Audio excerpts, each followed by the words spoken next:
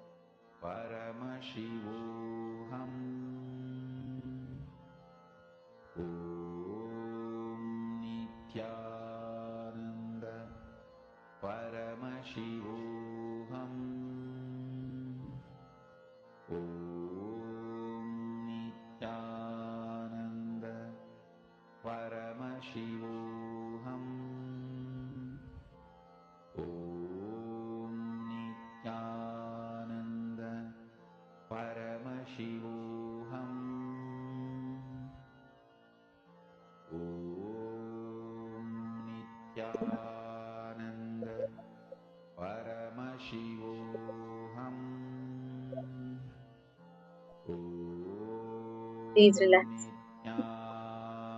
I request all the participants, every one of you, to please relax. Please open your eyes. And you all can start sharing all the details, whatever Swamiji revealed to you in your third eye.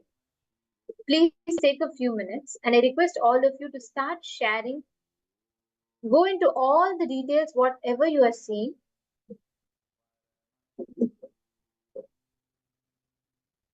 Colors, shapes, the numbers, letters, or whatever you saw.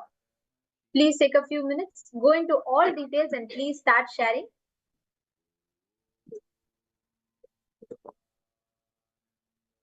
I see many participants sharing, each of you posting different things that you have seen in the picture. Even, see, sometimes you may just see the minutest details. That's okay.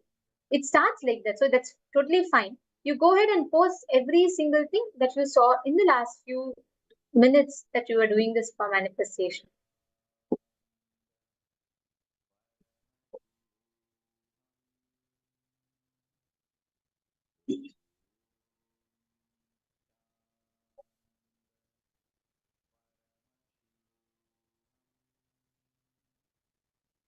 Great. Now, we're all going to be seeing what is the exact image that was projected to you all. And remember this, listen to this very carefully. When you are manifesting the power, your focus should not be on the result, not about whether you're getting it right or wrong.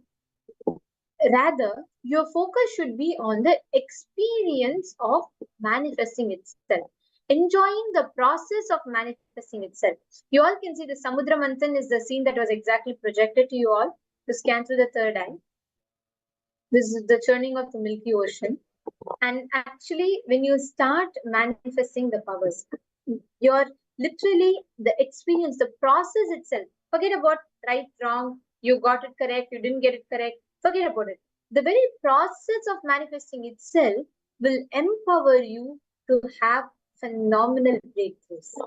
Because the very process itself is for you to connect to Paramashiva, connect to that form, manifestation of Swamiji, and you will be able to experience the formlessness, the formless existence, and you will be able to connect deeply with it.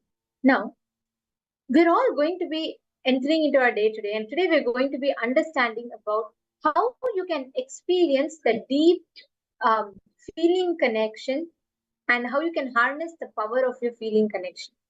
We're now going to be listening to Swamiji's revelations on Samipya Samadhi. the space of oneness that you experience with the divine. How do you experience the state of Samipya Samadhi? And how do you experience that oneness? That's what we're going to be listening to and learning about. Let's all enter into this session now.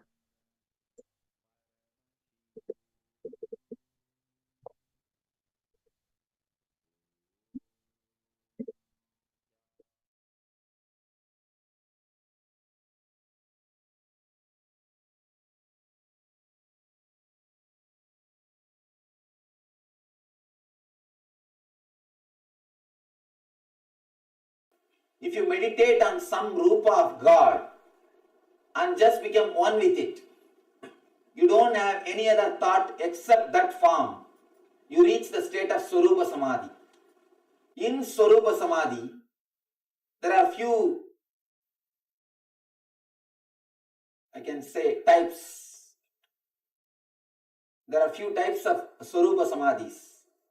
You become part of that energy, or you become one with that energy.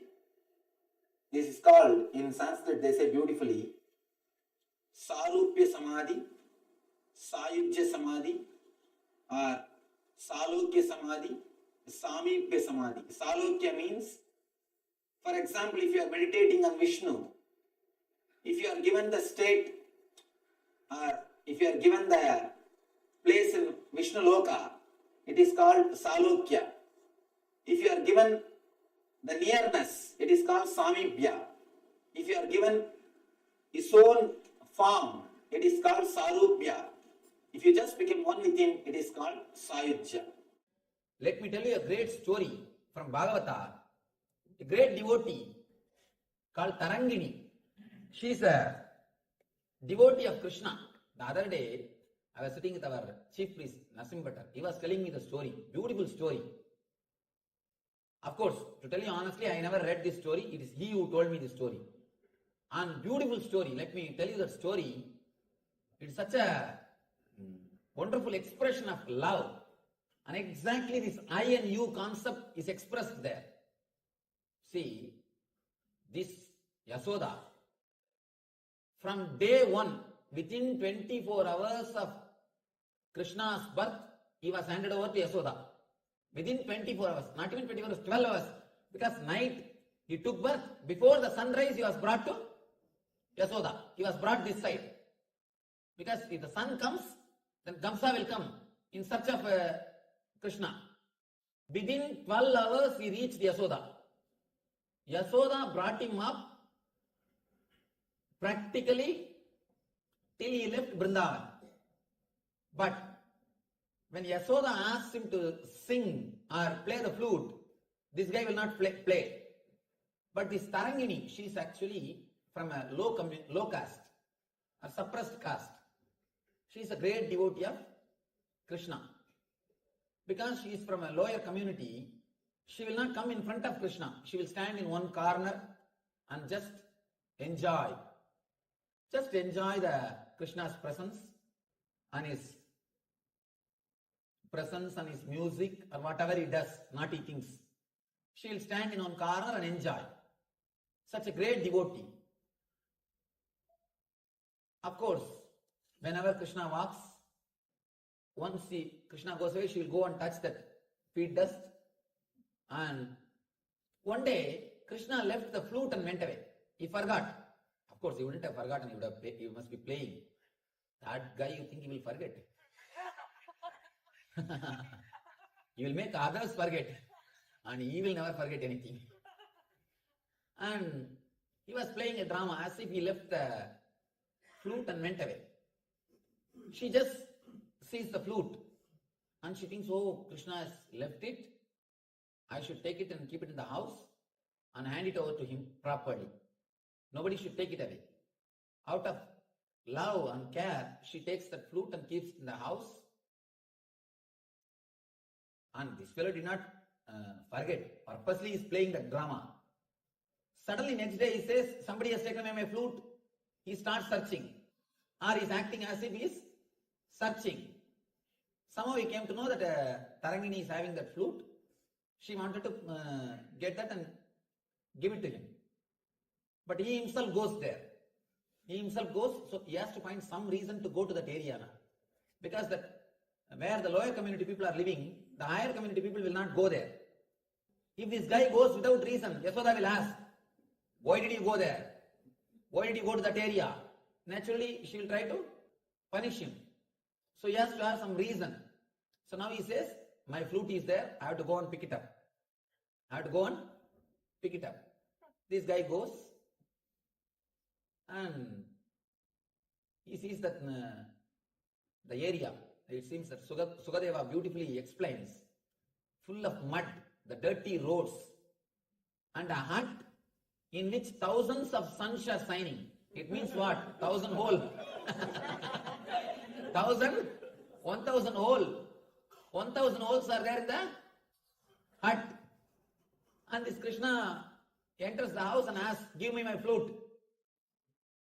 And she's just totally shaken when she saw Krishna in her house. And she's not able to speak, she's not able to do anything. She's just overwhelmed. She runs and brings the flute and gives the flute to him. And this guy starts the next drama. Shall I play? Shall I play the flute? And naturally, who will say no? Who will say no? She says that even rishis, even the gods come down to listen to your music, and you are asking me permission. How can I say no? Play. And he sits there itself in the steps and starts playing. He is just playing. She is sitting there in one corner, completely filled with ecstasy. Suddenly, Yasoda appears there. Yasoda, you see, understand, Yasoda is shouting, what? How many times I ask you to play? I take care of you, I give you food, I do everything, but you fellow, you are not playing for me, and you are coming and playing here for this urgent girl. Understand? The attitude of Tarangini is you. The attitude of Yasoda is me. Because the Yasoda's attitude is me, whatever seva she did, everything else, no result. She enjoyed, that's all. But there's no result. And she shouts. Because of her shouting, the music is disturbed. Music is broken. That is why they say that raga is Punnagavarali. Means that broken song, broken music, broken tune. Binna means in Sanskrit broken. And this tune is broken. Then Krishna says, you served me, yes, no doubt, but with the attitude of I, with the attitude of me. As long as I am your Krishna, but she is so devoted, not with the attitude of me, she is with the attitude of you. She is devoted to me, you are devoted to you. As long as I am your Krishna, you will take care of me. As long as I am your Krishna, you will take care of me. It means what? You are devoted to you. You are centered on you, not on me. That is why even 5 minutes of separation you are not able to digest. Possessiveness, instinct to possess. You come here all the way. You are not giving even 5 minutes space for her. She never asked me that. She never asked me to come to her house. She never even expected I'll play for her. She is totally dedicated only with one attitude of you. Then Krishna blesses us, blesses her. You will have the Samibhya Mukti. Means you will become a Shanbhaga flower and you will reside in my garland and you will stay with me forever. There are 4 muktis, 4 enlightenment. Salogya Mukti, Sarubhya Mukti, Samibhya Mukti, Sayurjya Mukti. Salogya Mukti means you will be allowed to stay in the Vaikuntha. You will have one apartment in Vaikuntha. You will be given one apartment in Vaikuntha. That is Salogya Mukti. Sarubhya Mukti means You will have his own form. You can see Jaya Vijaya. They will be standing exactly like Venkateshwara. They will have that same Sangha Chakra, same all the Ayudas of Venkateshwara. That is called Sarupya Mukti. Same Swarupa is given to them. Jaya and Vijaya, you can see the same way of Urthabundra, Shankha, Chakra, and all the Ayudas. Just as Venkateshwara has got, they will have. It is called Sarupya Mukti. The next level, Samibhya Mukti, being in the inner circle. Being in the inner circle. Chakratalva, the chakra which is Vishnu is carrying, the disc which Vishnu is carrying, he has achieved Samibhya Mukti. Means the very near, close inner circle. And becoming himself enlightened is Sayujya Mukti. Sayujya Mukti. But Samibhya Mukti is the best thing because we can enjoy him. Like an ant enjoying the sugar candy. Becoming sugar candy is different. That is for all these rishis, Vedantis. That is for the rishis. But living very near to sugar candy and enjoying it. For the devotees, the ultimate state is Samibhya Mukti. So here, Krishna gives the Samibhya Mukti to her and blesses her. Let you have Samibhya Mukti. Let you become a flower in my garland and be in my body. Let you be on me. He blesses her. Then he turns towards Yasoda and says, because you serve just with the center of me, let you not have any temple on the planet Earth. She served so much. Have you seen a single Yasoda temple? No. Everywhere you will see Radha temple. In Vrindavan, if you go, Radha is much higher worship. Radha is worshipped more than Krishna. Throughout Vrindavan, even a milkman will say Radhe Radhe, Radhe Radhe. They will say Radhe Radhe. Not Krishna Krishna. Only Radhe Radhe. Throughout Vrindavan, only you will hear the word Radha. Have you seen a single Yasoda's temple? No. Because whatever service she has done, yeah, okay, great. But she did with the attitude of I. Because of the I attitude, because she was centered on the I attitude, she is not able to achieve. This Tarangini, even though she is born in low community, in the suppressed community, she was never around Krishna. She was never near Krishna. She always will stand away in one corner. So humble. She has not done anything to Krishna. I don't think, of course, she will not be even allowed to serve Krishna because of her community. But just because she lived with the attitude of you, Krishna goes to her house and she goes and blesses her. She goes and gives her liberation. The people who live in the world, as long as they live with the attitude of I, even if they run behind divine, divine will run away. When you have the attitude of you, even if you live in your hut, which has got 1,000 holes, you will see Krishna will be there in your steps waiting for you. In your steps waiting for you. There are thousands of stories we can tell. This wonderful story to express how the I drives the divine, you brings the divine. And it is just one attitude change, the cognitive shift.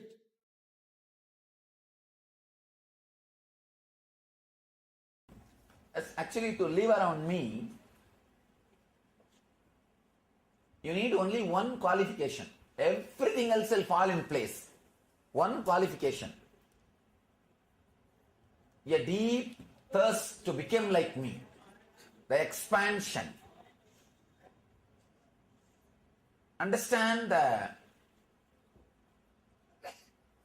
whole process happening in my presence.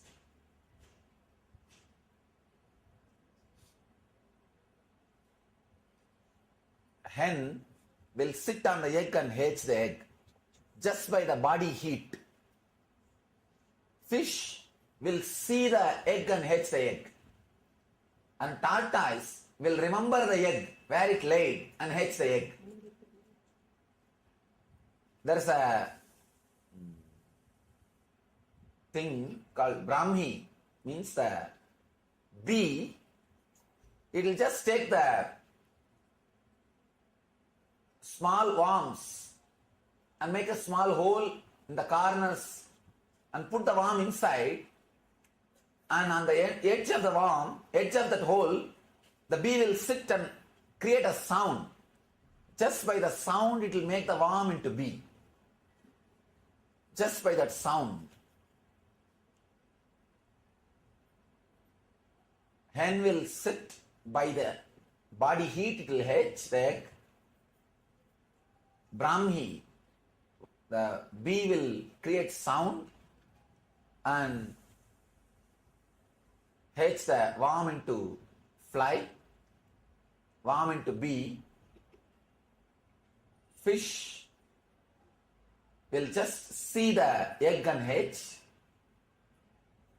Tortoise will remember where it laid the egg and it will hatch.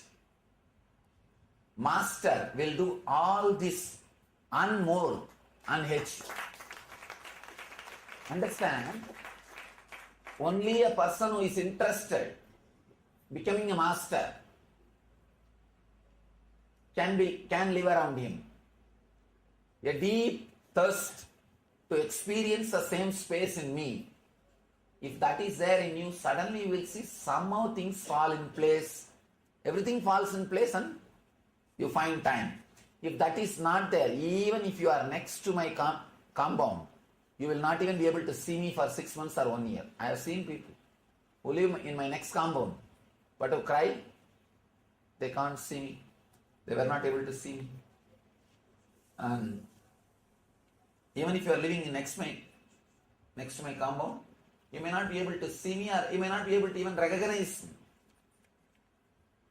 So the deep desire to expand is the basic desire, basic thing necessary to live around me.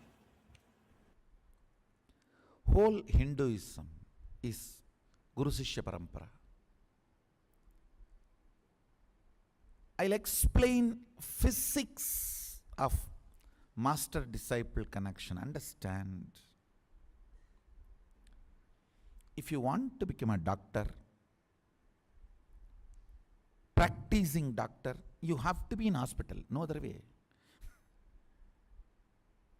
If you want to become a practicing lawyer, not that the lawyer who tries to get the jamin from ocean, if you are really interested in practicing lawyer, you have to go to court every day. Where you sleep does not matter. During your waking hours, you have to be in court.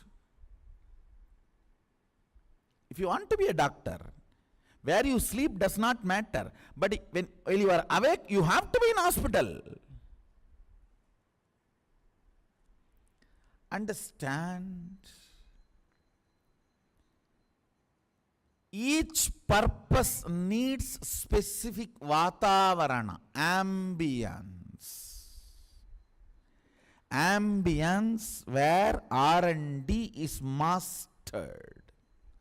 Physics of master-disciple relationship is living with him. That's all.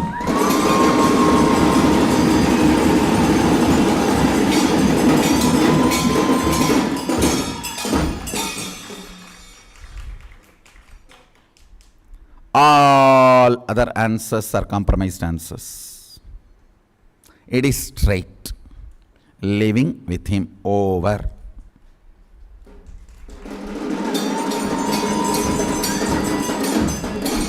Understand that living with him, that word, makes world different.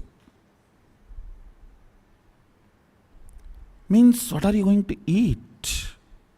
Amazing, best organic food.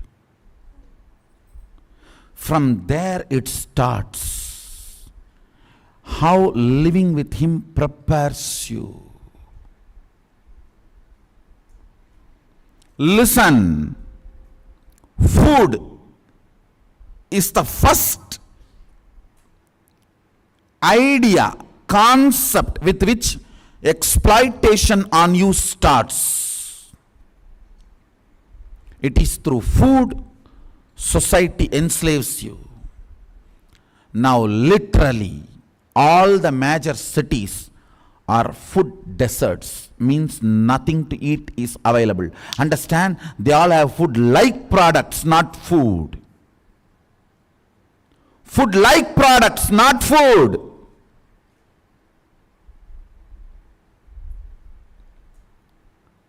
When I grew up, I have never seen non-veg being sold so openly. In whole Thiruvannamalai, one non-veg hotel used to be there, and people used to treat that like a red light area. No one will go there. The layers of addiction in food, things which completely destroys you, tamasic, like marijuana, heroin, ganja, all the other addictive items. See, ghost means which eats its own body parts. That's the definition Mahadeva gives for ghost.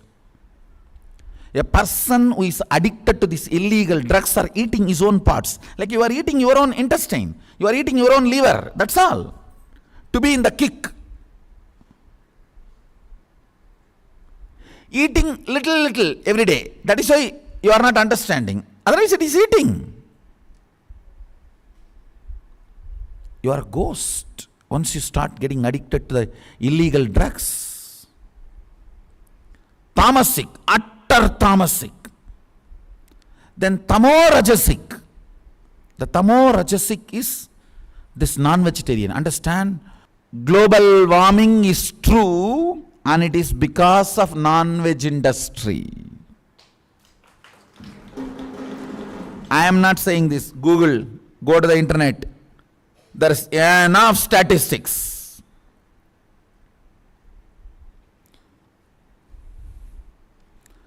Go brahmanebhya subhamastu nityam loka samasta sukhino bhavantu. Ko means animals, and brahmana, who does not eat animals and protect them, both need to be happy and blissful. Only then future is going to be there for us. Fundamentally it is food. You are exploited. Understand? It's not joke.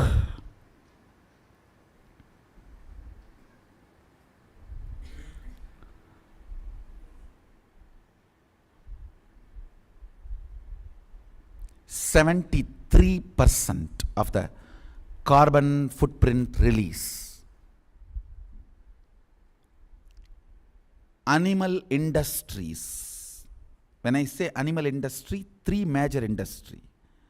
Animals grown for meat, animals grown for leather, animals grown for other medicinal and cosmetic products. Then comes Rajasic. Rajasic is all plastic food. Understand? Tamasic, Rajotamasic and Rajasic. Rajasic is plastic food. Plastic food means food grown out of altered seeds and grown with pesticides and fertilizers. If you see pesticide spraying, they will cover the whole body. It cannot touch your skin, but it can touch some food which you can eat. Kamikagama says 10 trees, drumstick tree, papaya tree, 10 trees he says, should be around, Sadashiva says, should be around your house and the cow. You will never be hungry, you will never need to sleep in hunger. How he says, Exactly like that, I have seen houses existing in Indian villages. Means each unit is complete self-sustaining for all the fundamental needs. I have seen my grandfather carrying bags of cotton seed, giving and taking the clothes and coming back.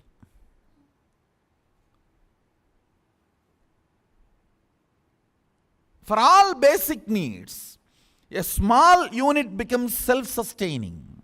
Physics of the master-disciple relationship is very important. And if you are serious about power manifestation and enlightenment, if you feel,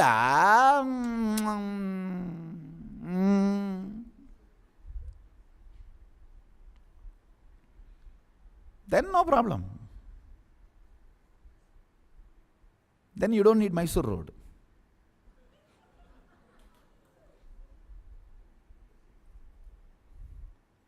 If you are really serious, if you cognize, it is very rare you get human body, and if you cognize, it is very rare Sadashiva also assumes human body. If you cognize, it is very rare both happening and matching in right time.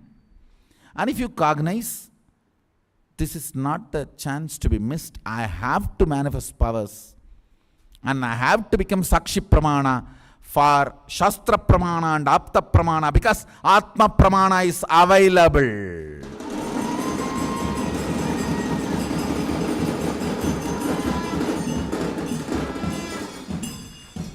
Understand, if there was no Shastra, there was only Shastra Pramana and Apta Pramana, Atma Pramana is not available, and you not being here is not crime. When Atma Pramana is available, and if you are interested in Sakshi Pramana, the only way is be in Kailasa. No, I am your close devotee. I worship you every day. I do Guru Puja. Okay, you do Guru Puja, great, no doubt. But I am not able to send organic food from here to there for you. I am not able to package this pure air and send it to your home. What can I do?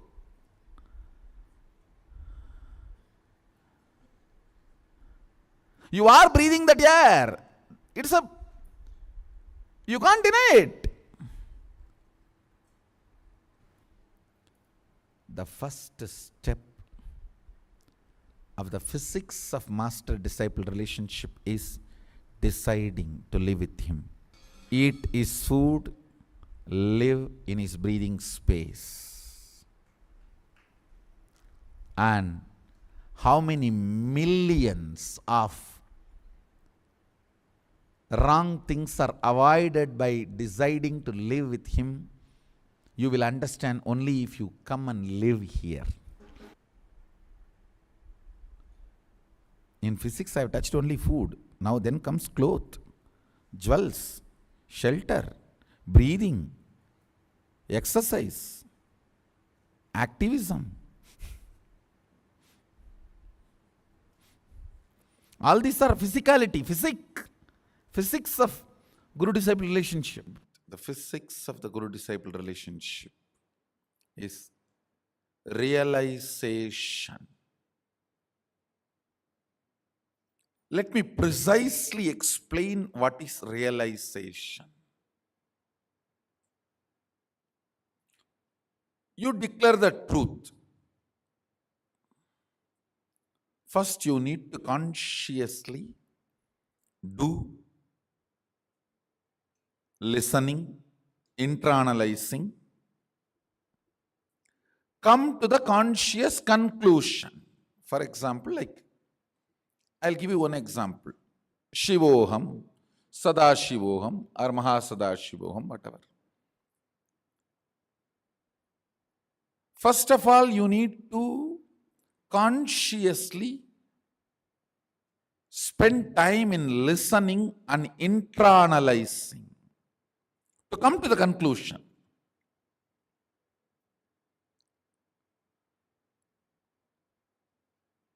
Yes, my consciousness is alive only because of superconsciousness. It is alive because it is extension of the superconsciousness. If not, it cannot be alive.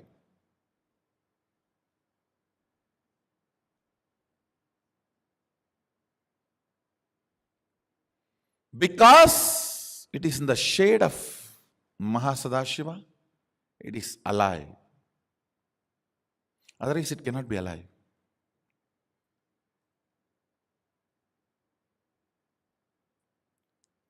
Once you come to that conscious conclusion and decision, then based on that powerful cognition, you start manifesting powers. When you try to manifest powers, if you manifest, great. If you are not, that should not shake your conscious conclusion. You should only stand with the conscious conclusion, and all the ups and downs you are going through while holding on to that conclusion and proceeding with your life with one attitude of tyaga. Understand? I'll explain more detail. You declare, I am Mahasadashiva. With this conscious conclusion, you start manifesting powers. If you manifest, great. That is going to add strength to your confidence, your will persistence, your consciousness. If you are not manifesting, if you are struggling, there is ups and downs, coming and going, or not coming at all. During those moments, carrying on with your life, continuing holding on to this conscious decision, and carrying on with your life with the attitude of tyaga is realization.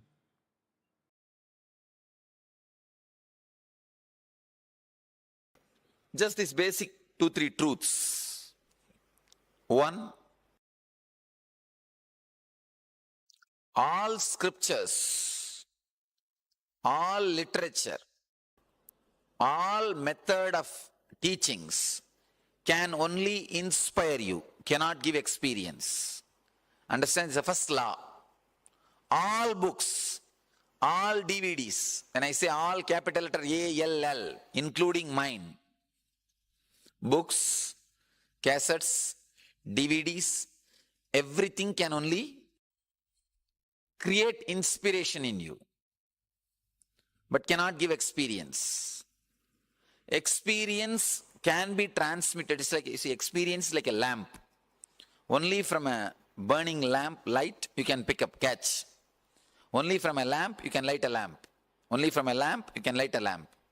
Same way, the Jivan Mukti is transmitted only from a living body to living body. Living body to living body.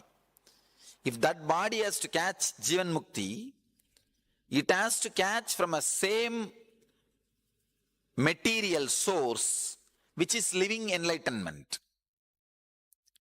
Please understand, I am describing very clearly the need of the master. If that body made out of muscles and the mind made out of thoughts, if it needs to catch living enlightenment, Jivan Mukti fire, it has to catch it only from another one body which is living enlightenment of the same frequency, means like a same flesh and bones. Only from that you can catch. These 3 months, if you are given a choice to create a life on your own, you will simply reproduce my life. You may not wear this cloth, that is different. But what I am saying, the inner space, in your life, the best inner space you have seen is me only. You know it. You know it. Sometimes you may not be able to connect through proper relationship, you may not be able to think that you should live around me permanently, or that and all is second, that and all is social. But I am the ultimate space which you wanted to create in you. That's a no doubt. So naturally, which one you will pick up? You will pick up the master card only. Ramakrishna says, living around the master is much more than enlightenment. Because you get all the joys of enlightenment, not the responsibilities of enlightenment. That day I gave you the example, like patterns kicking you like a football is a bound soul. Patterns honoring you like a army honoring the president. It's like an enlightened being. When an enlightened being is going in a vehicle, receiving the honor of the army parade, if you are a son or a grandson of the president and you also stand there and receive all the honor, I tell you, that is the most blissful, because even the president, even though he receives the honor, he has the responsibility of that army. There you receive all the honor, but you don't have any responsibility. All the power is there, but not the responsibilities.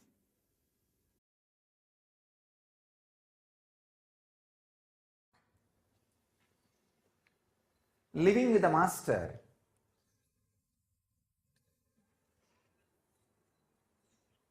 is just living with a dynamic, dynamite diamond.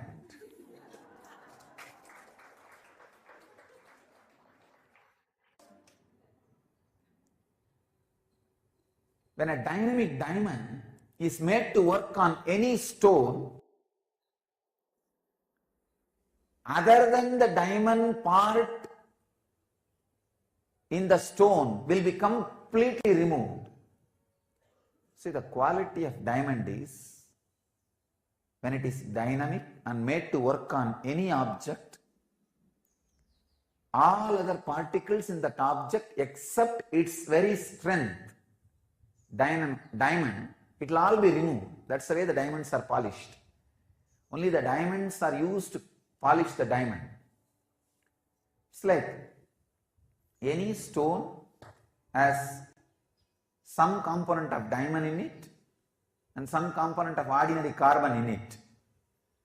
When the moving dynamic diamond is made to work on that object, all other particles except the diamond component, carbon or anything, is burnt away.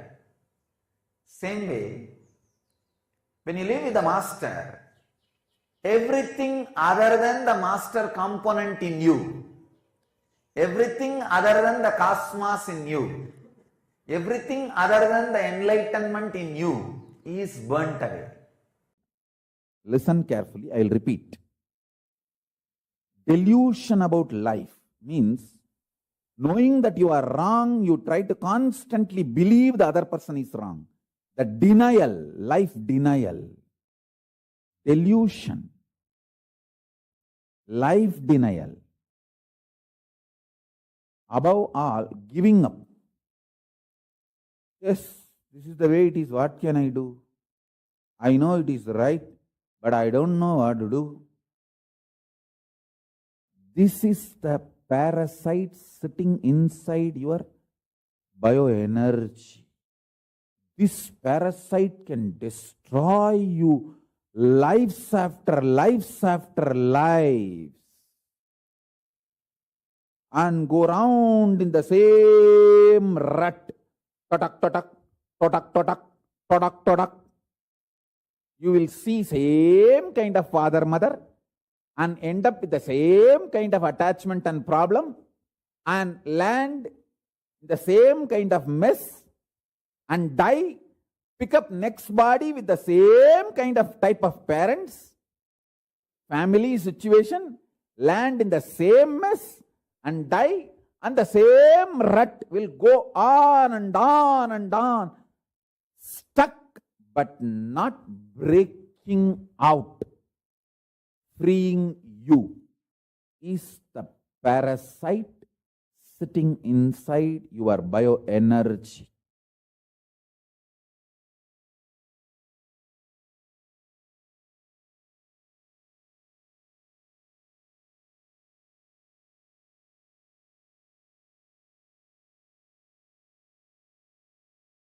Only one thing can detox you from all the parasites sitting in your bioenergy, living around the master. You need to see him constantly, how he behaves, how he lives, how his muscle memory is working, how his biomemory is working, how his bioenergy is working. Guru Seva is the only way the parasites in the bioenergy will be detoxed.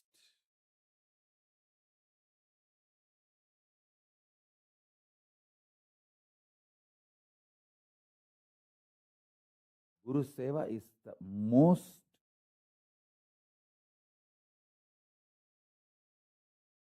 direct method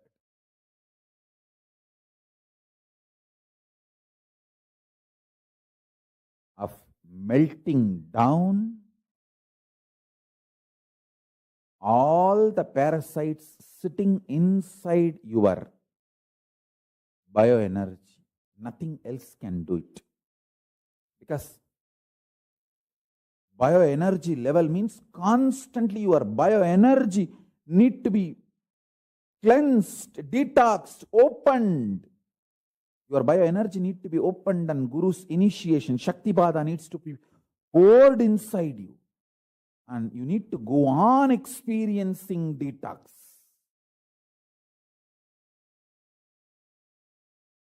You need to be detoxed continuously. Because the parasites sitting inside your bioenergy, you collected it for many janmas, multiple births you have collected.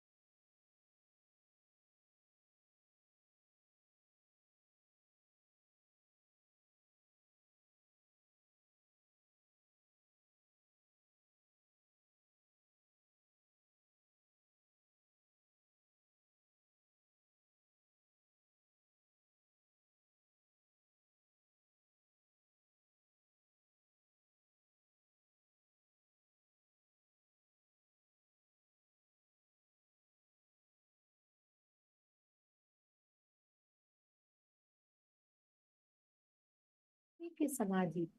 This state, Samipya Samadhi, is a state that you literally experience once daily. In Hinduism, there are 4 levels of muktis, liberation experience. The first one is Salukya Mukti, where you live in Loka as the Guru.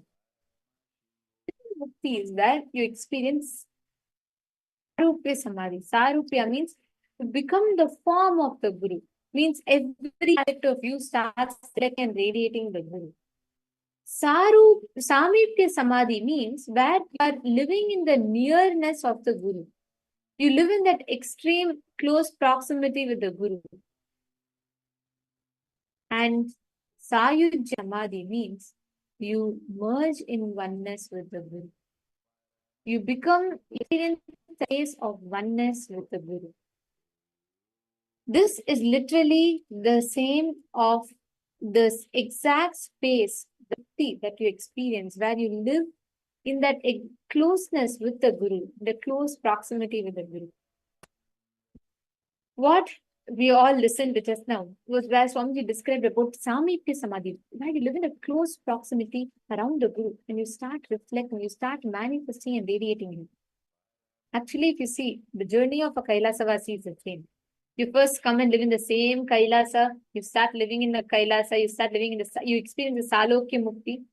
Then you start wearing jatas, you start wearing rudrakshas, you start wearing Trinetra Tilak, just like Swamiji. You attain Sarupya Samadhi. Then you experience a beautiful nearness with Swamiji, living around Swamiji and, experiencing that space, that beautiful space of life in Mahakailasa. And from there, from Samipya Samadhi, you attain Paramashiva Sayujya. You attain the Sayujya Samadhi. You just merge into Swamiji, oneness with Swamiji. And the space, how we experience is Samipya Samadhi. Whenever you operate from Advaita, whenever the decisions you take in life, all the thought currents, thought patterns, habits in you pushes you to take oneness-based decisions, oneness-inspired decisions. At all those moments, you manifest Samipya Samadhi. Like Swamiji beautifully revealed, when you start expressing oneness in every decision making of yours, when you start showcasing the space of oneness in all the thought currents and thought processes of yours, you actually start manifesting that space of Samipya Samadhi. Oneness is the best to experience this Samipya Samadhi. Constantly, the people who live with the attitude of I, they will never experience that space because they'll be only filled with themselves. They will never have the space for the divine to flow through them. Only when a bamboo stick is hollow, it can become a flute in the lips of divine. So remember this carefully. When you start shifting from the attitude of I to the attitude of you, to the attitude of others, you will start actually experiencing so much of oneness and deep devotion in all your interactions with life itself. Everything in your life will be auspicious. Now, I'm going to request all of you to take a few minutes. Let us analyze this. How much percentage of your life you make I-centered decision, and shifting from that I to you. Let us all do a very quick exercise for this. I'm going to request all of you to please write down all the moments where you make decisions from your I and how it has affected your relationships.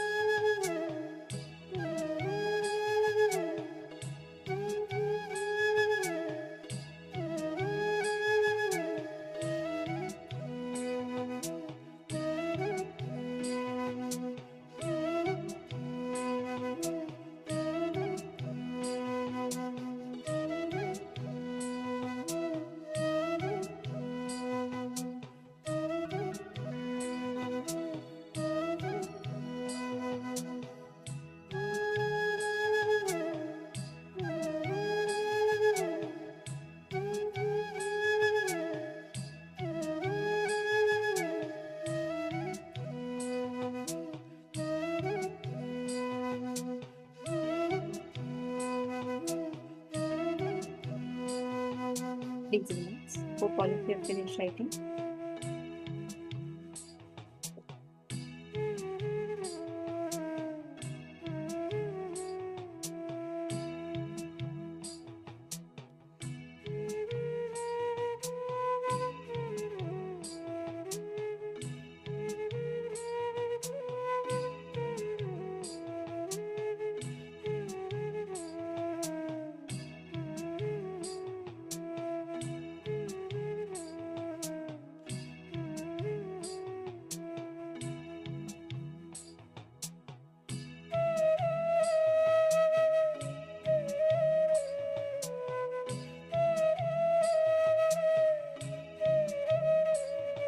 Now, in all decisions, all aspects of your life, every decision that you're making, just make sure you're bringing this one perspective, changing it from making the source of the decisions on your eye to you, to the divine. If you just consciously bring this one shift, you will start seeing so many phenomenal breakthroughs will start happening for you. You just need to establish yourself in that deep feeling connection and that oneness. When you start doing that right, you will suddenly see so many aspects of your life. Suddenly, you will start manifesting that deep oneness, the deep bliss and joy. Just make sure in every aspect of your life, just ensure you bring this one thing. Bring a tremendous space of surrender within you. And from that space, respond to every action, every thought, every action, every aspect of your life. Respond to it in the same space. Now, all of us today are going to be understanding how you can harness the power of feeling connection, how you can experience a deep feeling connection within you, and use that space of feeling connection, harness that feeling connection in you to manifest your highest possibility in life. Bhakti, Guru Bhakti creates makes your whole inner space into such a fertile ground where every initiation, every path of cognition becomes an experience for you. You start manifesting it, you start radiating it, and you start experientially seeing and understanding it. So this is a very, very powerful and a very beautiful truth that we're all going to be learning about today. And now we're all going to be listening to a very beautiful revelation from Swamiji on the journey of every disciple. How every disciple, what is the experience? What is the journey of each and every disciple to connect with the Guru? From understanding and listening to a beautiful story from Swamiji on the journey of a cub for it to become a lion. The lion and cub story. And we are going to be listening to this session from Swamiji now. And we will be understanding the essence of Guru-disciple relationship through this story, directly listening to it from Swamiji himself. Let's all enter into the session.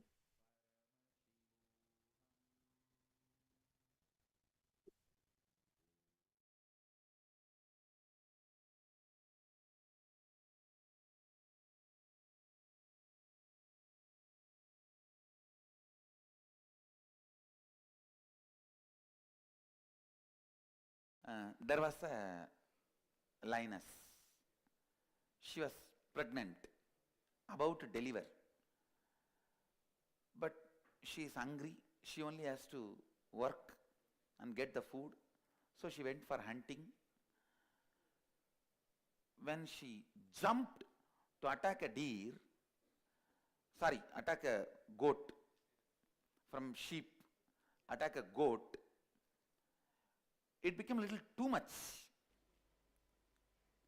Instead of killing the goat, she fell on the ground. The blow was so much, she delivered the baby and died. The cub was born and the mother dead. Lioness died. All the goats ran hither and thither, but suddenly they found that nobody is attacking them and no sound. They turned back and they saw the lioness was dead. And near the lioness there was a small cub, cute cub, trying to look here and there and play around, roll on the mud And all these guys go there near to see what it is. They say, bah, and they see a small baby, doesn't know what to do. That baby just started jumping and trying to bite some female goat and try to drink milk. And the female goat really, she felt compassionate and she allowed the cub to drink. And the whole sheep, they took the cub with them, and the fellow started growing there. Slowly, slowly he started eating the grass just like any other goat, and started making the same sound. He was growing. Everything was going smooth. He was even about to fall in love with another one female goat and start his new relationship and life. Everything was going well, nothing wrong. Suddenly one day, big storm.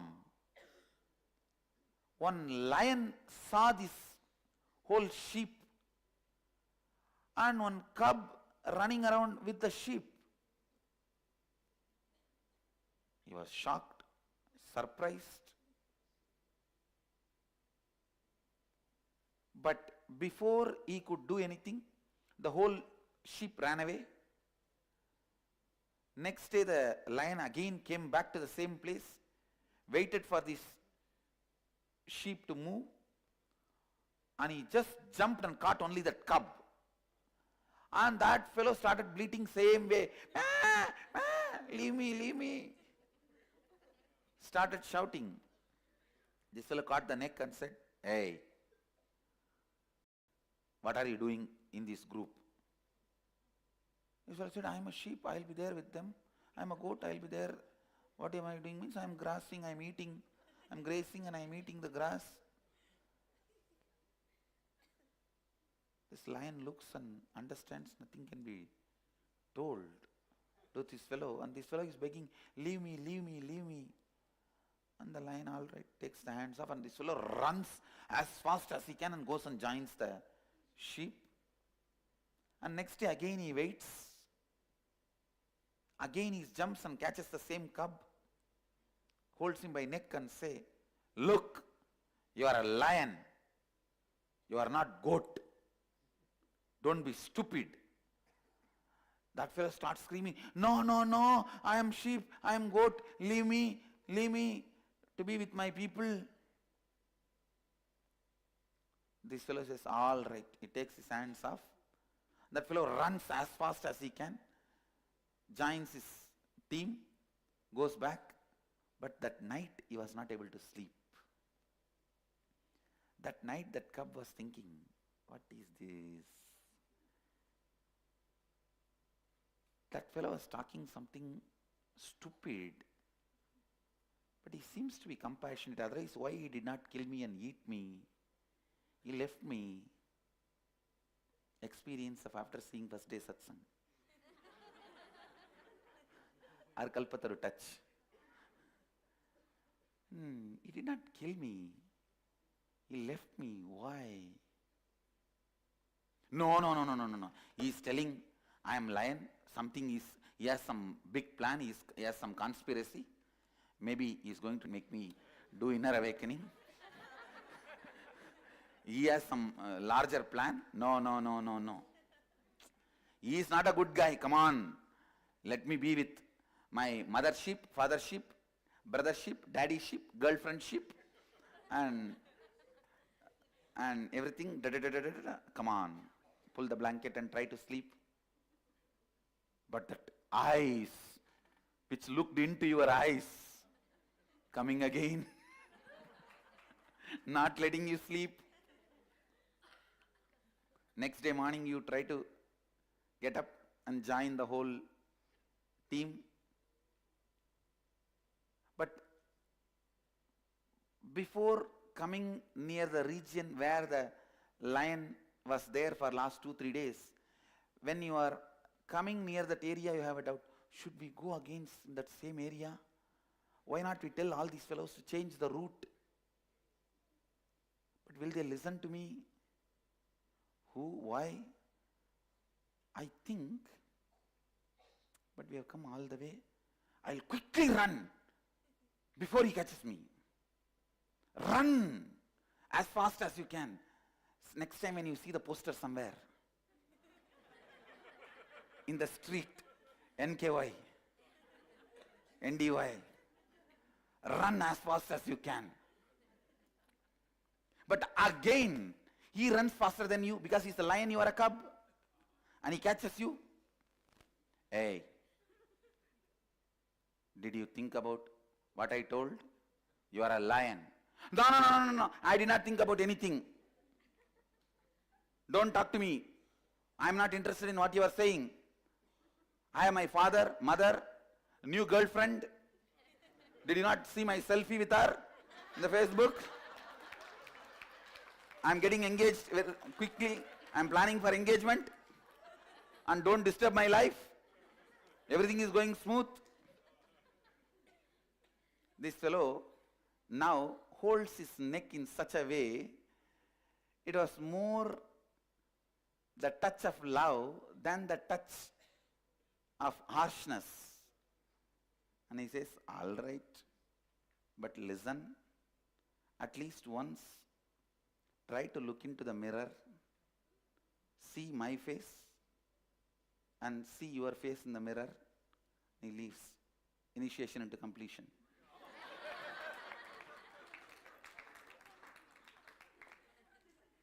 That fellow does not understand what is mirror.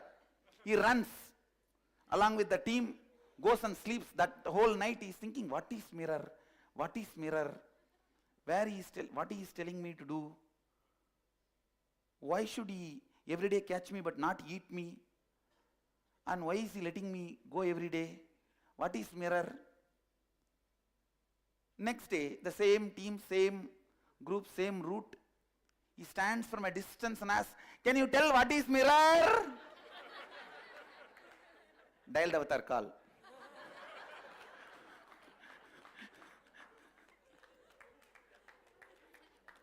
Mirror, you can't get in the forest.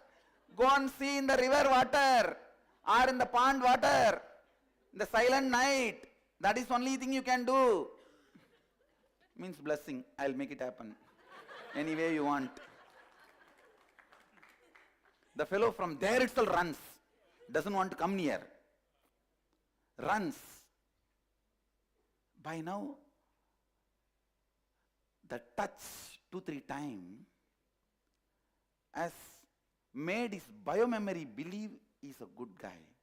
Logic says, no, you have a girlfriend, boyfriend, mother, father, so many things, your business, and you are the largest retailer of grass. And come on, what is this? And that fellow looks so arrogant. He's sitting in such big throne and looks with a long hair and a large hair. When he opens the hair, looks terrifying. And forget about it. Then in the night, you slowly open up a conversation with your girlfriend. See, I saw that fellow and he told me like that. I am confused. As if she is going to give the solution. What? What do you mean by talking to all of those fellows? Why are you talking to everyone? Is he a male, female? Or insecurity?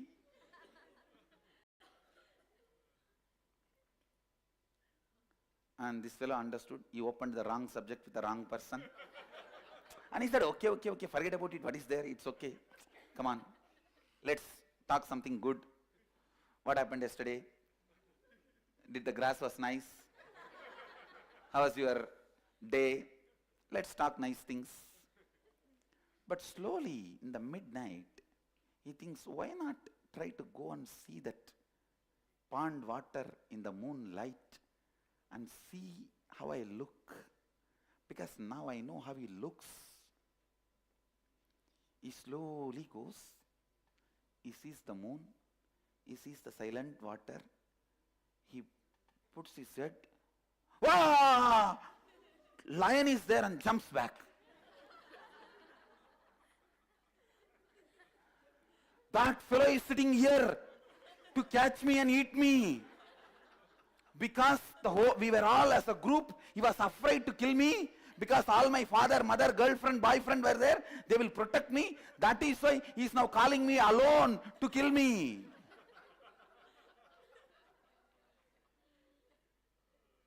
Invitation to try the completion technique every night on your own with the mirror. He is calling me alone to finish me off. No. Then he thinks, but there is no sound. How can that fellow be inside? He looks around. He's brilliant. So he looks around for the footprint. If he has come some way only, he would have come. Come on, see the footprint, whether he has come. And he sees no footprint. No footprint. Then that is Atmamurti. How will I have a footprint? And this fellow, did I get confused? Am I hallucinating? Am I in illusion? Hey, after all I am a young man. If I am so frightened, how will my girlfriend respect me? I think I should have a clarity before getting married. I don't want to get married in this confusion. I think today I should decide this way or that way. That is almost the decision. I think I should flight the ticket for Varanasi. I should book that flight ticket for Varanasi. And this fellow, slowly putting one leg, looking at the moon, looking at the water, once more stretches. This time not screaming, but seems the fellow is inside. And he creates sound. And puts little mud. He throws little sand on the water. And now he sees that form is distorted, disturbed. So if he's inside by now, he should have come out. He's not coming out. Then what it is? He slowly puts the face once more. Doesn't seem to be he's inside. Let me check. The mouth is moving. Let me show one hand. Oh, seems to be my reflection only. Maybe this fellow has conspired and did some magic here. It is showing his form as my form.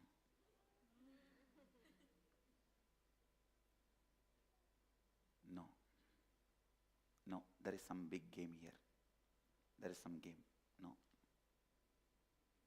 He comes back. That much is convinced that his form only is reflecting there, but he doesn't know why he is having that guy's form, not his mother's or father's or girlfriend's. So that much he is confused. And comes back. What to do?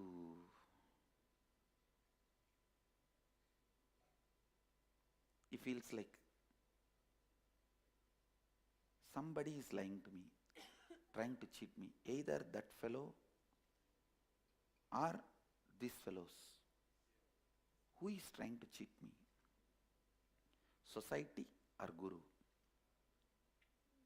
The confusion. These fellows tell in one way, he tells in the other way. He seemed to be nice guy because he doesn't need to leave me so many times. So this time, next day morning, he comes, the same group, same team, same road. From distance, he stands. And that day, lion did not come. And he is standing there and waiting. What is this? Today has not come. The whole sheep is moving, they are walking as usual. And he's thinking, hey, quickly come, I have to talk to you and go. My team is waiting. That fellow did not come. And he's hiding behind the rock and seeing what's going on here. And he looks this side and that side. And these fellows are walking and he's afraid to be alone here. And either I have to now choose whether I can join them or wait for seeing him. And suddenly he hears the sneezing sound. Ouch! He knows he's standing there behind the rock. Hey, come out! Why are you hiding? That fellow slowly walks out and, what? Did you see in the pond? Yes, I saw. I saw you are trying to play a trick. You have put your farm there in the water. And this fellow says, no, that is not my farm, it is your farm. No, I know you are trying to cheat. He says, no, then go and try to put your feet on him, hand on him. Then you will understand it is your farm. He runs with the team. That day he is trying to check out. That is the next level of initiation. Experiencing deeper level of completion. And that night he goes up moon, down water. He puts the leg and he says, yes. Oh God. He is not there under. Then, am I? No. I know thoroughly. And by today, girlfriend recognizes that he is not normal, he is not usual. And she's screaming, why are you not picking up my call? Why are you not answering my phone? Why are you not responding to my message? You are not on the Facebook, you are not on the TV, you are not on the mic, you are not on the telephone. What is going on in your life? Are you planning for engagement or not? What do you mean? And this fellow says, leave me for 2 days. Give me 2 days. I just want to be myself. And I know from the day you saw that fellow from Bangalore, you are doing all these crazy things. And have you not heard about so many scandals about him?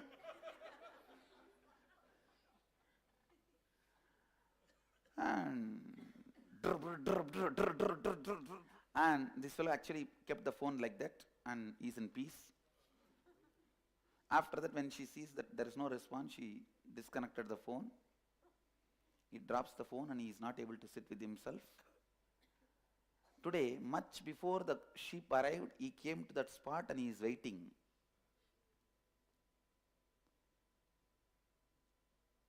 I checked yesterday. I went to the pond. From there, did you listen? I told you, no, it is not me. From there he shouts, then who it is?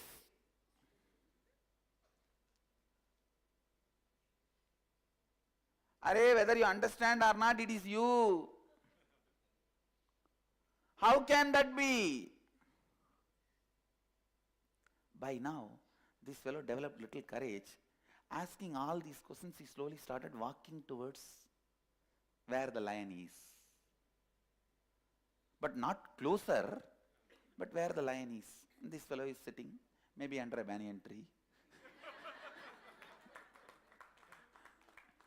And this fellow, from a little distance, ready to run, with that high alert, ears up, legs straight, tail straight. Then who is he? Hey, it is you. How many times I am telling you? It is you. No. From the time I am born, I know I am a sheep. Hey, find your root pattern. First moment when you started feeling you are a sheep. When you started thinking you are a sheep. What is root pattern? Find the moment when you started thinking you are a sheep. And who told you you are a sheep? My uncle told me.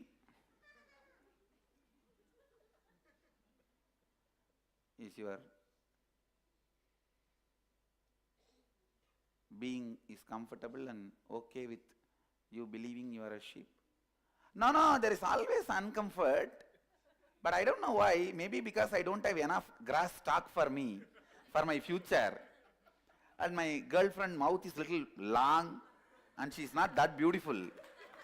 If that can be done by plastic surgery and I accumulate enough grass for my whole life, then I'll be comfortable and settled.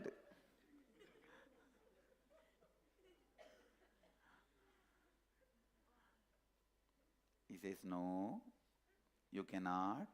You will not be able to settle with the plastic surgery, all the wealth accumulation. You need to understand who you are. I am confused. For last 3 days, my girlfriend is not talking to me. My business is not going well. I have left all my business and came here to see you. Okay.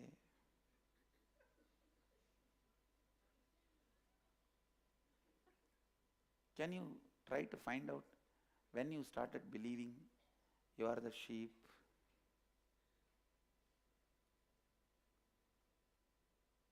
Okay. By the time he feels a little bored and afraid that sheep have gone long distance, he is all alone. The moment he realized he is all alone, he ran. And the lion is just sitting, relaxed. Next day, first time, he comes without his whole team, all alone, little early morning, 4:30, 5 o'clock itself. But again, he maintains his safe distance. I was thinking whole night,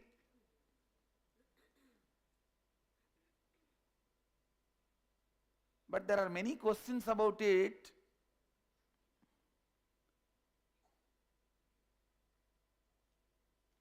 The lion says, all right, come on, ask the questions. Give the mic to him.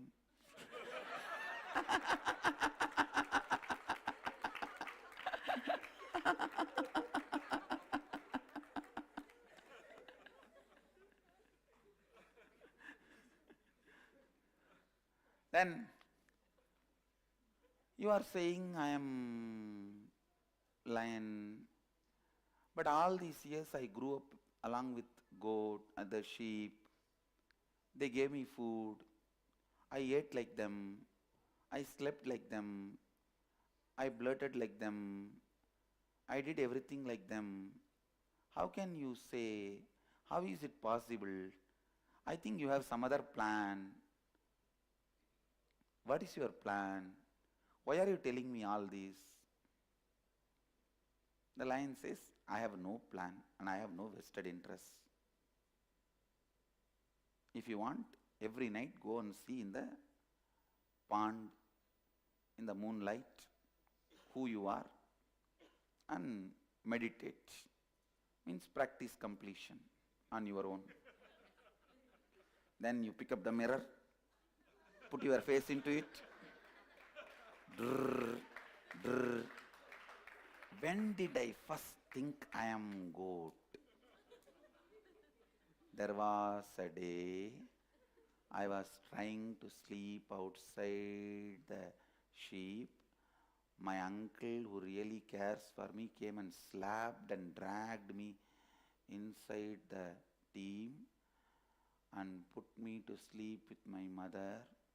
But he cares for me, na? No? Did you feel that at that time? Okay. It is still confusing but not convincing. Whole night, it does completion of the root pattern. Second day, He comes without the sheep little closer, but not to the level where he can touch, but little closer, and says, I think I trust you because every day I come. If you have any vested interest, you could have killed me and eaten me day one. You did not do. So I trust you. But still I am confused about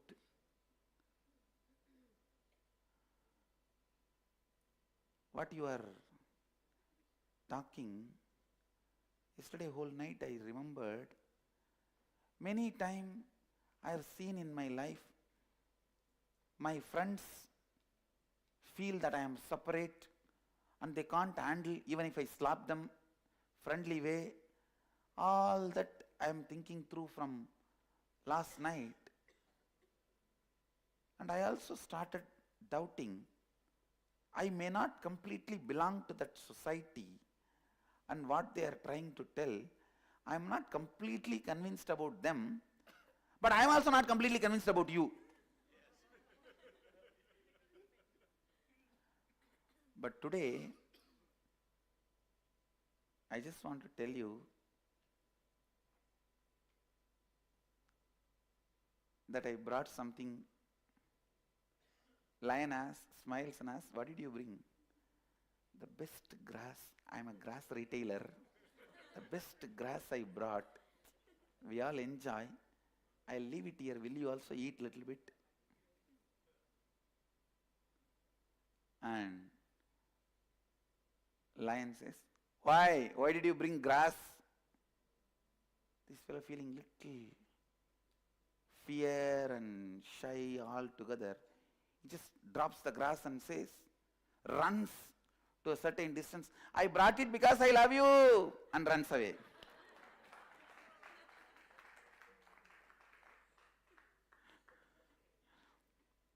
And the next day,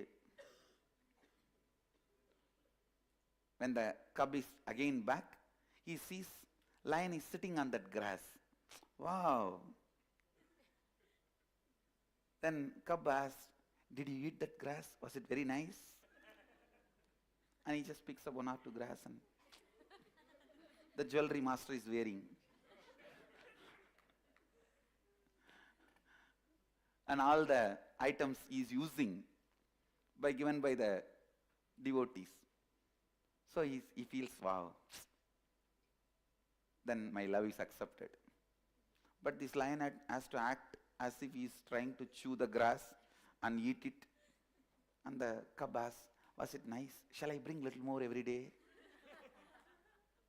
This fellow smiles and says, okay, bring organic.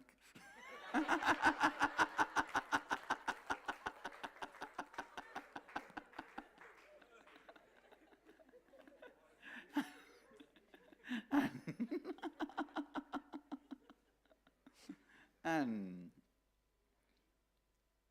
now he has become little comfortable, and now comes and hands over the remaining grass in his hand itself. So when he took the grass, he slowly put the hand, and even then he was conscious whether he is grabbing my neck or hugging me. Okay. And slowly his nervousness settles down and puts his hand around and says, hey, I am telling you, I have no vested interest. I am not here to cheat you. I am not here to waste your time, waste your life. I am here to reveal the real you to you. And that's all matters. First time he looks into the eyes of the lion and sees the powerfulness and compassion. His being already started listening to the lion. Now the cub knows he cannot deny the lion completely, but he is afraid what will happen to my business. And I am the largest organic grass seller in my whole area. What will happen to my mother, father, and so many other things I left. And am I? And he's sitting with all that. If I become lion, what will happen to my life? Who will give me food? Who will give me whatever I want? Now the sheep is there, my business is running well, and my family is taking care of me. Whatever my girlfriend shouts when I don't pick up the phone or whatever it is, but she is there always whenever I have a problem. Always she is there standing by me. If somebody bullies me, somebody makes fun of me, she is there supporting me. Husband is a person who always stands by you during all the problems which would have never happened if he is not there in your life. And he always stands by me. And then today he comfortably sat next to him, and it was very nice feeling without the crowd disturbance. He's just sitting, and suddenly the lion roars, roar, Shivoham sound.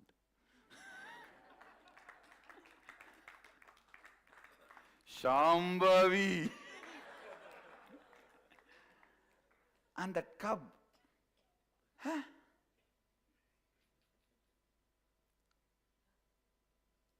see, your sound is different, my sound is different.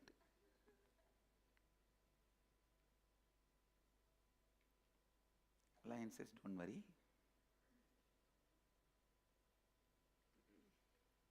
Wait, come for a few more days. No. Maybe you are telling right, but that is not right for me. And lion says, okay, come back tomorrow. And then again next day. By now this fellow has become very comfortable, started bringing all the best things he can collect, little goat milk in a flask, and best grass, imported grass from the other part of the mountain, other part of the hill, and he brought everything. And by now he started coming secretly because he is afraid of the whole sheep, what they will talk about me. If they know I am going to this Swami, and he comes and puts all that and touches the feet. What did you bring today? Best goat milk and the imported grass. Okay, leave it there. And today I have something for you to eat. What? This fellow just brings plate full of meat. How can I eat this? I am a goat. Both of us, let's eat together. Come on, sit. Is he trying to poison me? This fellow picks up little and puts in the mouth. Oh, he's eating from the same plate. Then okay. The same side from where he picked up. Pick up little.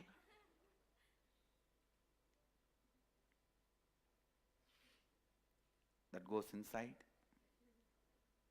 Slowly the digestion happens. Means the first initiation after Shivoham.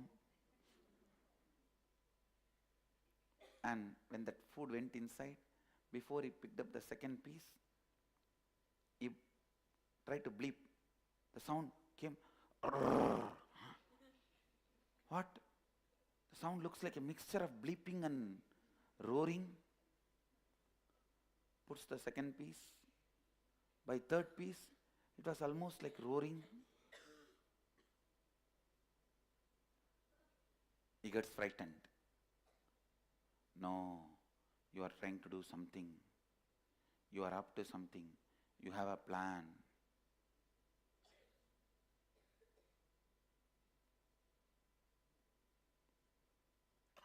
Now, the lion feels responsible.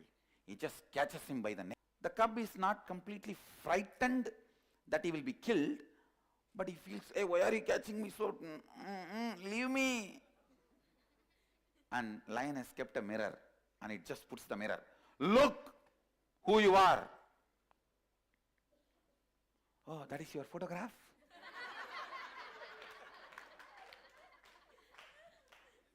He shakes the head and, look who you are. Do you see it is shaking? He says, you are shaking now. See, I am stable. See the mirror. See.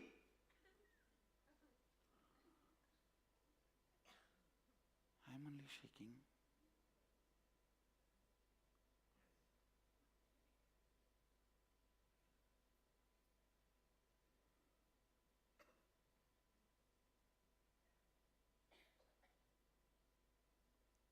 Then he throws the mirror.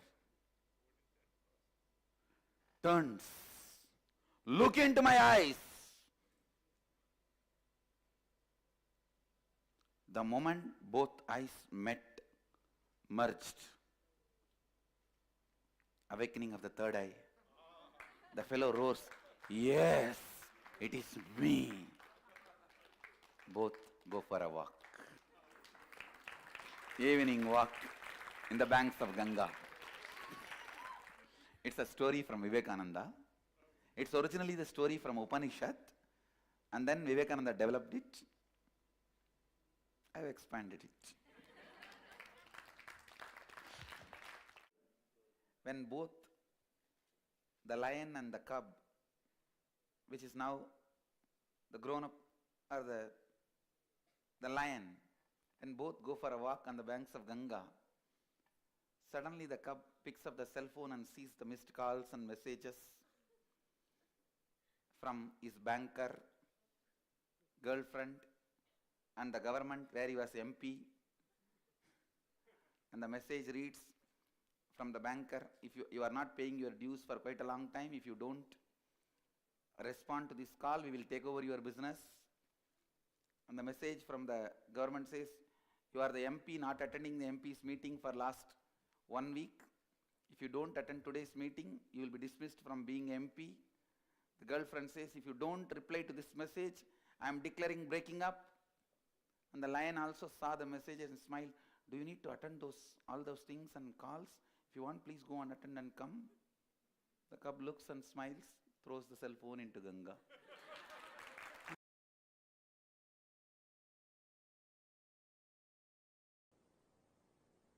I used to tell my kids, hey, nee singa kutti siridi, means you are my lion cub. Roar. Roar towards the parasites sitting inside your muscle memory, biomemory, and bioenergy.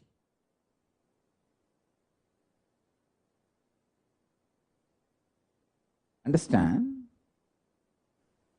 Parasites sitting inside your bioenergy is delusion, giving up attitude. What can I do? That's all.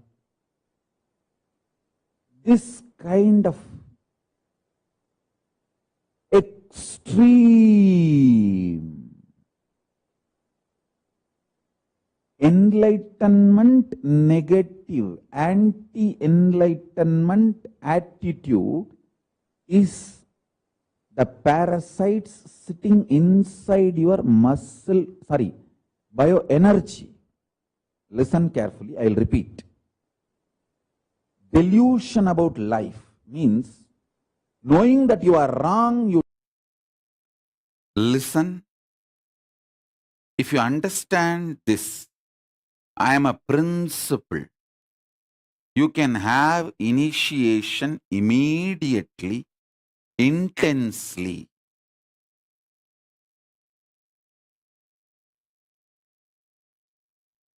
Your love for me, thinking that I am personality, is given back to you as Guru Bhakti, and through that you easily reach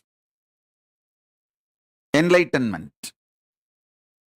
I have no use from your love. It's like a cub bringing grass to the lion. Lion has no use. He's not going to eat the grass.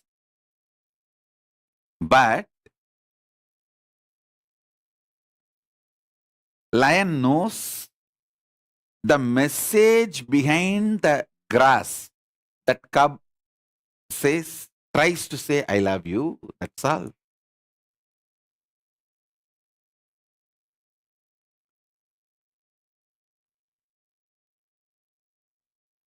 Your love, even if you show your love, devotion, thinking I am an individual, personal being, I give that love back to you as Guru Bhakti and initiation and energy.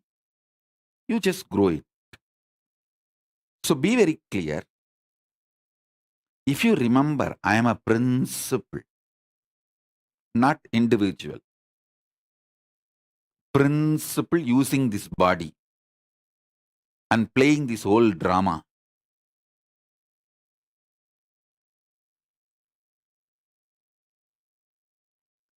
You will suddenly see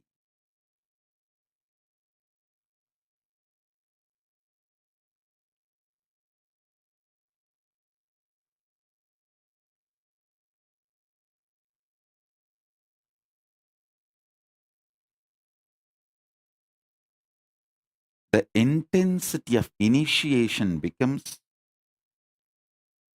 billions of times greater.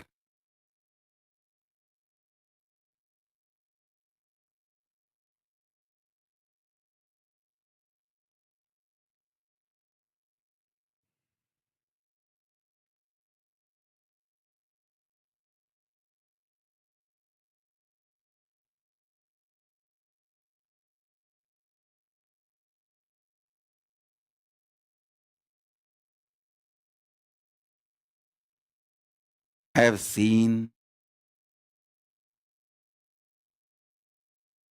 those who connect with me as a principle manifesting.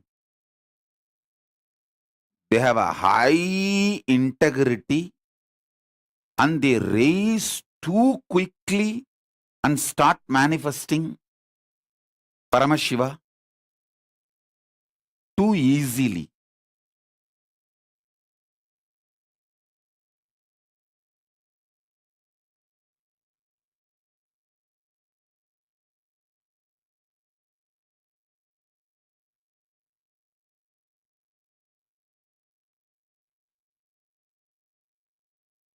Remember, I am a principle manifesting through this body, not personality, individuality, nothing. It is just hollow bamboo. Paramashiva is manifesting through it.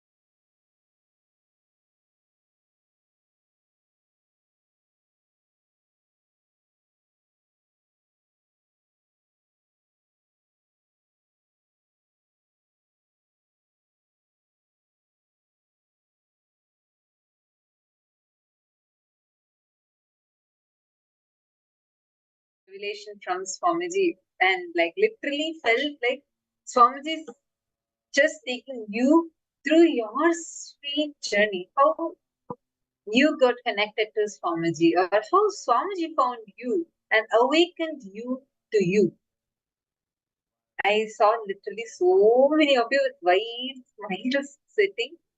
See, understand, this is a story of each one of us, each person, our unique connection that we have with Swamiji. How our journey began, how our journey is, and how beautiful our whole life has become. Can I request all of you to share, how did you meet Swamiji? How did this lion and cup story happen for you in your life? Please take a few minutes and I request all the participants to share. How did this happen to you? How did this whole thing start for you in your life? Actually, this lion and cup story is a journey for every disciple. Like literally, how this cup thinks it's a sheep and it lives with a flock of sheep, and then it starts behaving like one, forgetting, falling into delusion and forgetting that it is a lion. And finally, it wakes up. The lion comes and wakes it up to the truth that it is a lion. It is in oneness with the lion. This is a journey of every one of us. We think we're also human beings. We think we're also normal and we live in that regular matrix and we forget ourselves. And finally, the Guru comes as Simha Swapna. He comes and he wakes you up from all your delusions that you are stuck in. I request every one of you to take a few minutes and please share what was your lion and cub moment.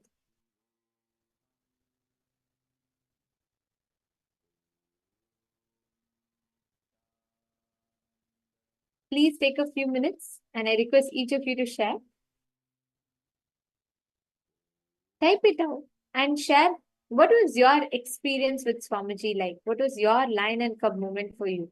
Which was a moment where you felt like, Swamiji has come as a lion to wake you up from all the delusions that you can be in and to gift you, to make you experience that beautiful space of, liberating you from all the suffering, the whatever delusions that you might be stuck in.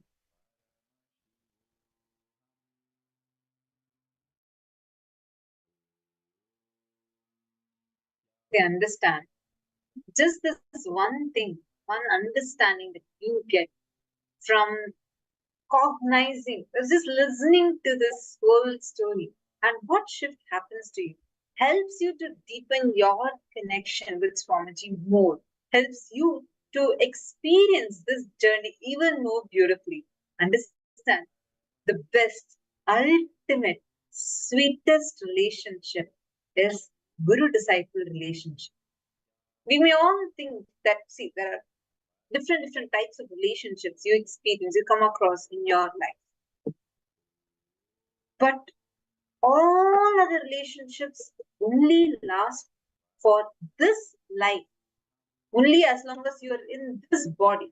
Maximum can come only till you are in this body.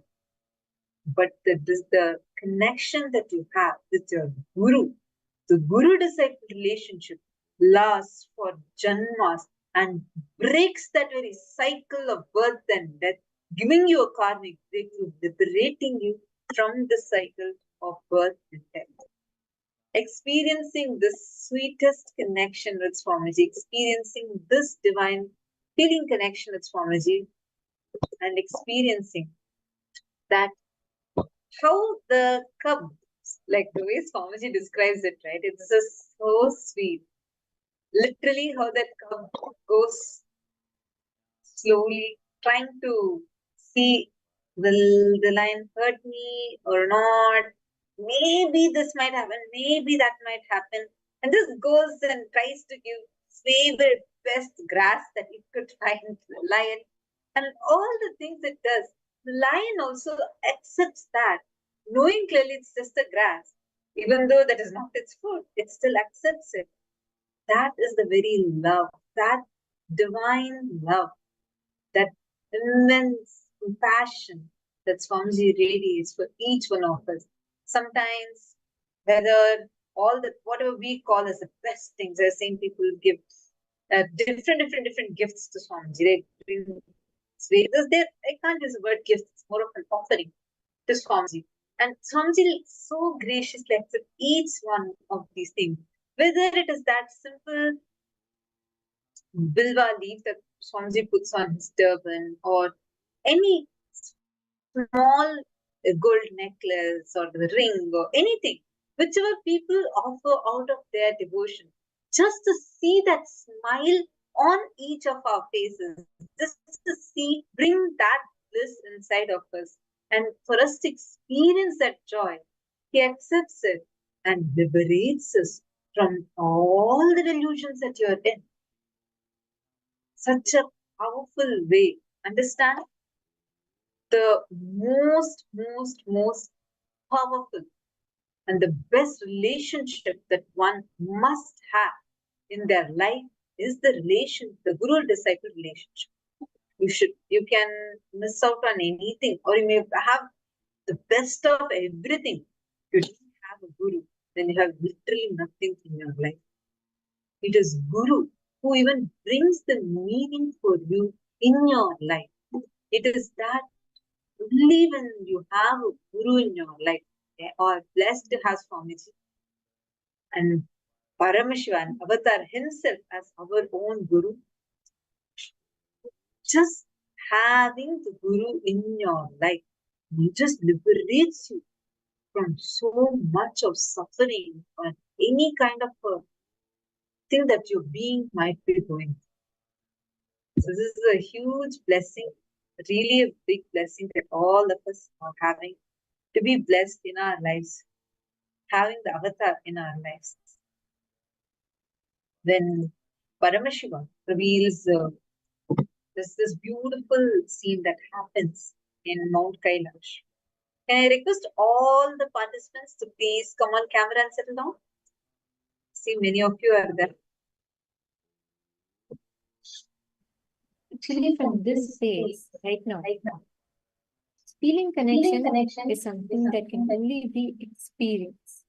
It is something that you can experientially understand and experientially see it. That is why today, the power that we are manifesting is also about experiencing this. When you're in the space of feeling connection, that Guru Bhakti makes even the hardest things in your life so easily possible. Now, we're all going to be manifesting the power of materialization, prapti, your ability to will something and manifest that as reality.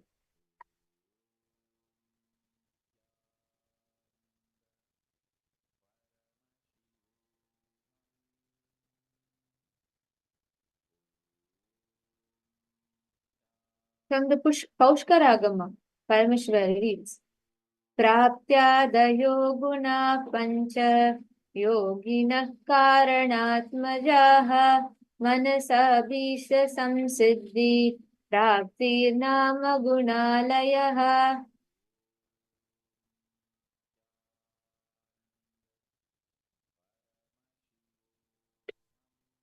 Parameshwara reveals how the 5 powers, beginning with Prapti, arise for the yogis through the internal organs, the karana, such as mind and others. The power of attaining whatever is desired by the mind is called Prapti. It is declared to be the abode of all desirable powers.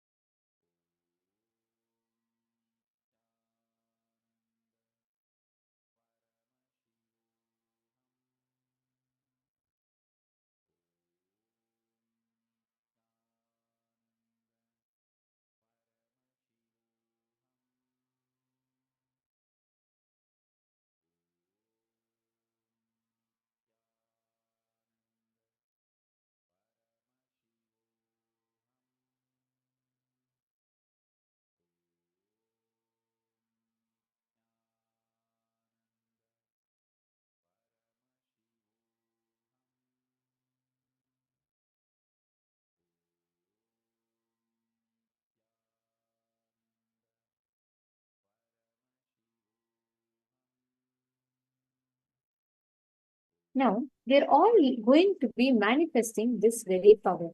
The ability to will something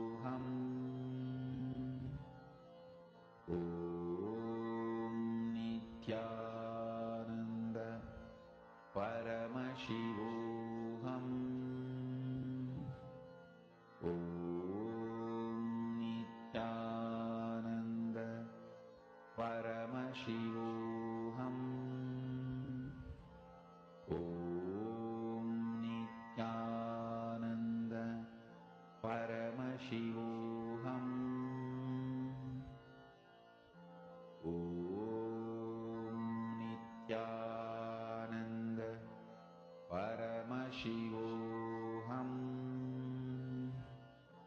Om Nityananda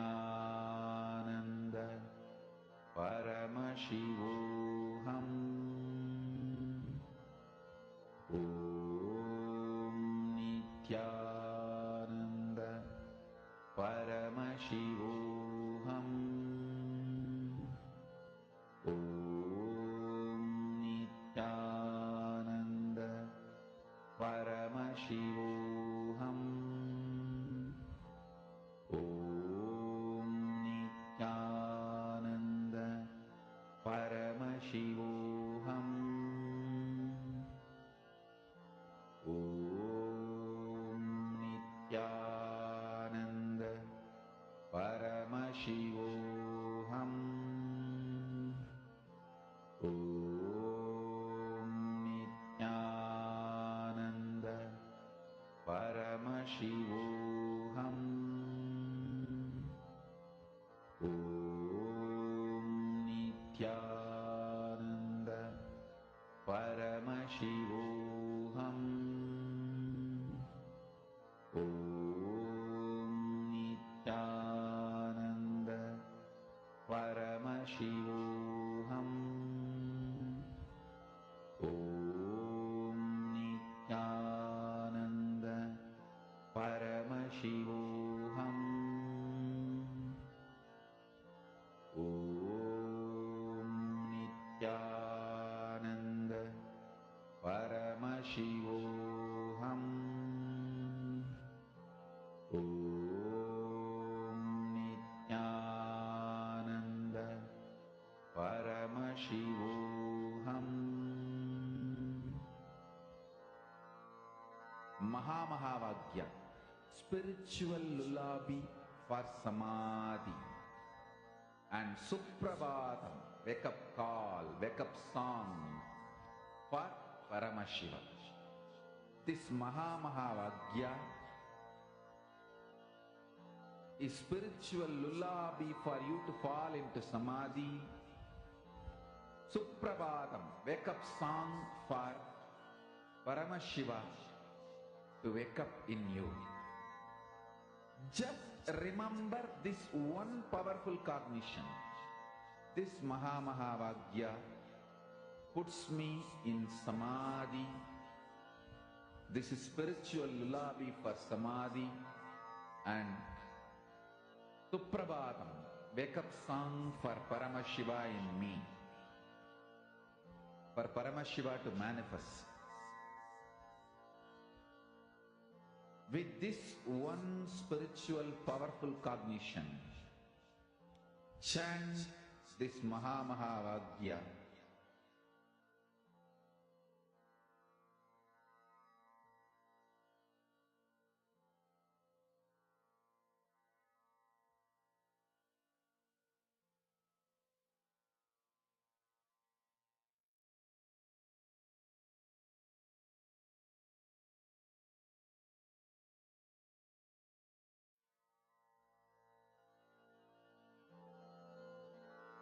Mahamahavagya, spiritual lullaby for samadhi.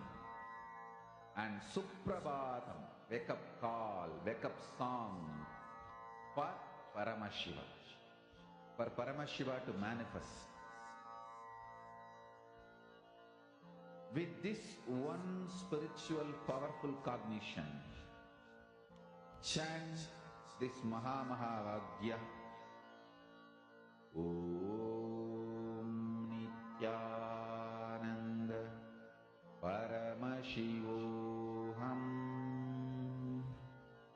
Om Nityananda Paramashivoham. Om Nityananda Paramashivoham. Om Nityananda Paramashivoham. Om Nityananda Paramashivoham.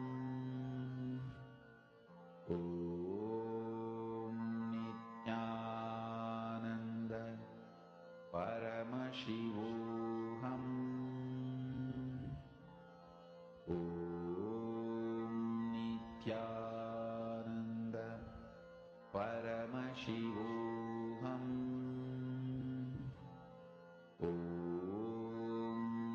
Nityananda Paramashivoham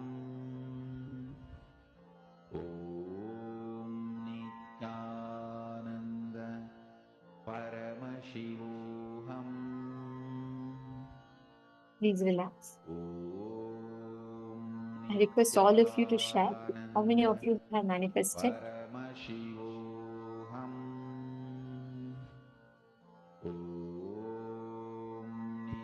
Actually, as you start manifesting this power, you will start seeing it'll become like it'll embolden that space of Guru Bhakti in you very deeply, very, very strongly. Now, we're going to be entering into the next session for the day, where we understand about how do we experience this bhakti? How do we build this bhakti in us? What does this bhakti mean and how do we build it in us? We're going to be listening to these revelations from Swamiji now. That is all entering into this session.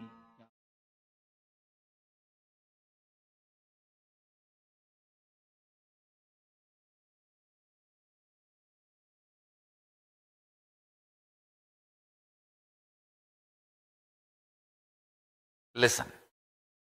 Today's message from Kailasa. Understand? Devotion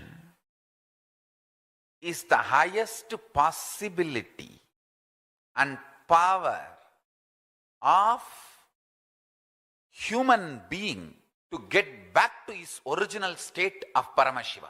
Understand?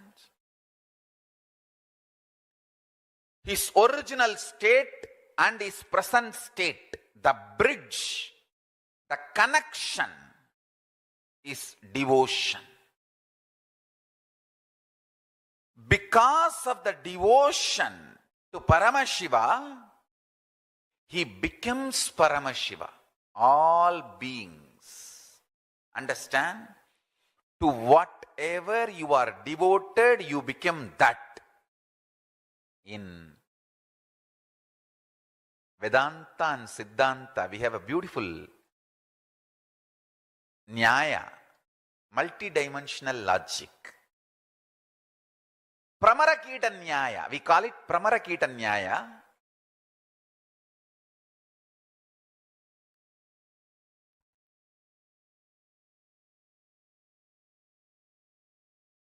I'll tell in Tamil and then translate.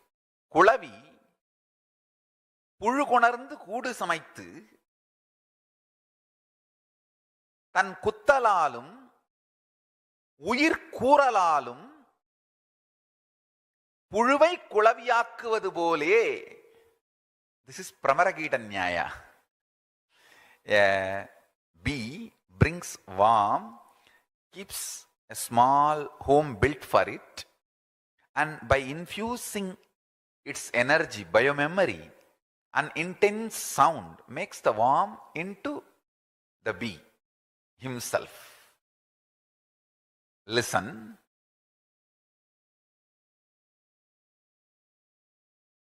Devotion is the intense power, possibility, levitates you to Kailasa. Listen. To whatever you are devoted, you reach that space. If you are devoted to your doubts, your convolutions, your perversions, your anger, your powerlessness, you reach that space. If you are devoted to the ultimate possibility, Paramashiva, you reach that space. Understand? It is too easy to break somebody's trust and possibility.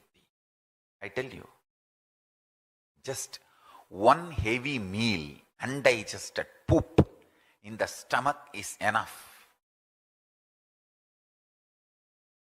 to break your trust. That doesn't need much. To build your trust takes life.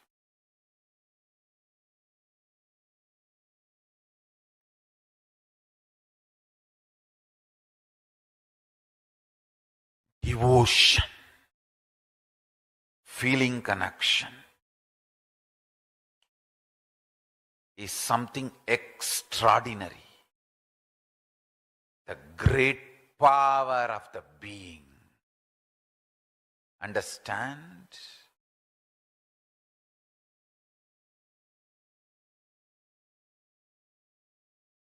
Your devotion to Paramashiva literally becomes a power protecting you and manifesting Paramashiva in you.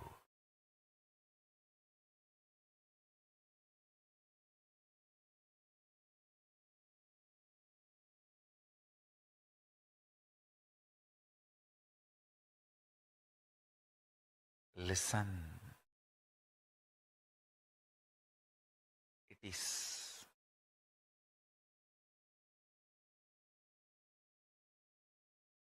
too easy to give your own reasons for my happening.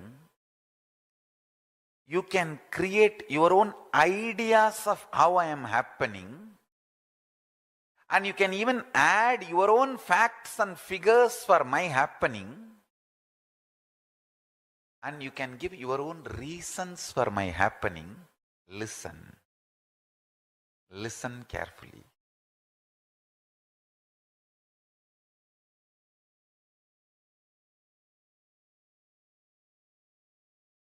When I enter into your dream to wake you up, your dream cognizes me. You can never cognize real me. The delusion you are in, based on that you cognize me. Understand? Whenever Guru appears, the right way to relate with Guru is devotion, because any cognition will be lower. Good or bad, your cognitions are lower than the existence of the Guru. He is there to wake you up and raise you to the higher state. Devotion, if you just keep the bhakti alive, if you protect your bhakti, bhakti will protect you forever from everything. Dharmo rakshati rakshitaha. Protect your bhakti, bhakti will protect you from everything. That's all I have done in my life. I have protected my bhakti to Paramashiva, and he is protecting me forever from everything. I have protected my bhakti to Paramashiva, and he is protecting me forever from everything. Understand?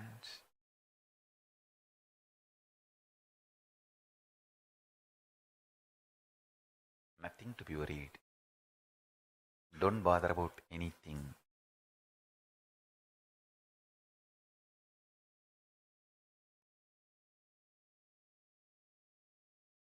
Just intensely keep your devotion alive.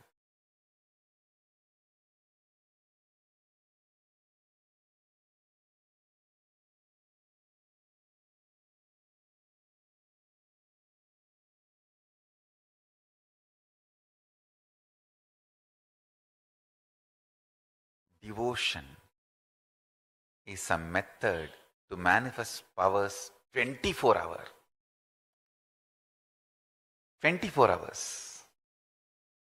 Devotion is the way to manifest powers 24 hours. I have seen that. I have seen that happening. Devotion is the way to manifest powers 24 hours. Beautifully, Gita says, 4th chapter, 9th sloka, Janma karma chame divyam evam yo veti tattvataha tyaktva deham punarjanma naiti mamedi sorjunaha.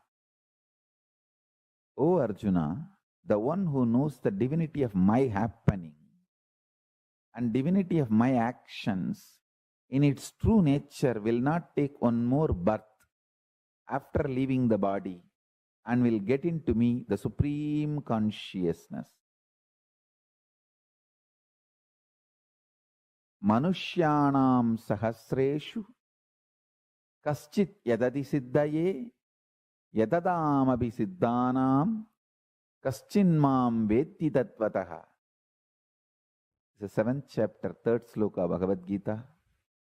Among thousands of men, rare one endeavors for perfection, even of the perfected ones who are diligent. One perchance recognizes who I am. Recognizing the identity of an incarnation is the fulfillment, completion of life. That's it. Bhaktya mamabhijanati yavan yaschasmi tattvataha tato mam tattvato jnatva vishate tadanantaram. Bhagavad Gita's 18th chapter, 55th sloka. By devotion he knows me in reality what and who I am. Then having known me in reality, he forthwith enters into the Supreme.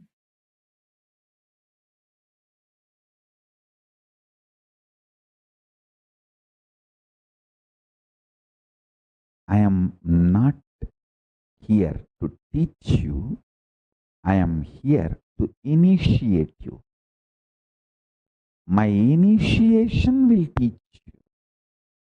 Every day I come to satsang not to teach you, but to initiate you, to give you the Shakti Pada. Actually, to give you my smile, to love you. My love, my initiation will teach you. Your bhakti is your internet connection. My love for you is my internet connection. My uplink connection is my love for you. Your download connection is your bhakti for me. The connection actually happening is Shakti Pada, initiation. I am here just to love you. My love will teach you. I am here just to initiate you. My initiation will teach you. I am not here to teach you. I am here to love you. Every morning I am here just to say, I love you guys. How are you? Doing well? Why you did not shave? Why there is no vibhuti in the face? Why did you put the round kumkum? Why can't you put the Trinetra Tilak? I am here just for that.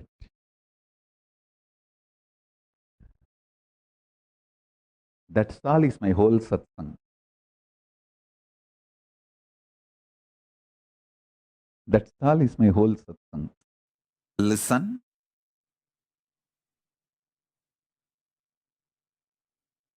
Greatest that can happen to human being is this conscious reality becoming the existence, part of your existence. Listen. This conscious reality can be part of your existence if you have a direct feeling connection, Guru Bhakti. It can just like a jumping of the flame, transmission of the lamp. Hey, Paramashiva is real. Over. You just know. Swamiji said it. Paramashiva is real. Paramashiva is real. And Based on that, your whole cognitive shift happens, your existence shifts. From that reality, you cognize, exist, act, manifest, gravitate, do everything. I tell you, Ramakrishna says beautifully, just by, see, the first teaching of Ramakrishna, if you have read his Gospel of Sri Ramakrishna book, the first word of Ramakrishna and last word of Ramakrishna is one and the same. He says, by remembering your Ishta or Guru, means your God or Guru, if the tears roll in your eyes, this is last Janma for you. This is the first word and last word of Ramakrishna. And nobody gave you glycerin. Nobody asked you to remember your mother-in-law. Nobody asked you to remember the pains of your life. And the instruction was not remember all the pains and incompletions of your life. No. It means the energy in which you are sailing, you might have started with imagination, but it has hit to the space of which is more real than real for you. Now, with all integrity you can say, I know I am Mahadeva more than how much this world is real. How much this mic is real, how much the person who is sitting next to me is real, how much this throne is real, how much the person who is sitting in this throne is real, how much these deities are real for you. That much that Shivoham is real. Understand? Now the next thing will happen is, even that Shivoham will become more deeper real than this. So at that time, it will not just be tears, this whole area will become so sweet. This area, as if just the honey was just poured into your mouth and your mouth is locked. The honey is just sitting. Then you will see that Shivoham has become more real than anything you perceive. From Shivoham, when you start perceiving everything, it's enlightenment. Feeling the whole world is inside you is what we call in the Shastras embodiment of being Devi. The mother, Jagat Janani, who is the mother of the whole universe. When you see a living master, suddenly the click happens. Oh God, what I was fantasizing and visualizing and enjoying by remembrance is walking on the ground with the human body. What I read in the Puranas, Bhagavata and scriptures and enjoying by remembering is walking, is living in the human body on the planet Earth. That click, when it happens, your bhakti will become Guru Bhakti. Understand? Daiva Bhakti will become Guru Bhakti. That connection, suddenly you will see exactly the same divine, same God, same energy walking in the planet Earth in front of you in the human body. That is why when a living master happens, if you are already devoted to Shiva, you will see Shiva in him. If you are devoted to Krishna, you will see Krishna in him. If you are devoted to Devi, you will see Devi in him. If you are devoted to any other master who left the body, you will see that same master in him. He is a fulfillment of all your visualizations and expectations and beyond. That is why you will see all those dimensions in him. All those dimensions expressing in the human body. Deva Bhakti will become Guru Bhakti. This is the 6th standard. Blessed are those who experience the state of Deva Bhakti transforming into Guru Bhakti.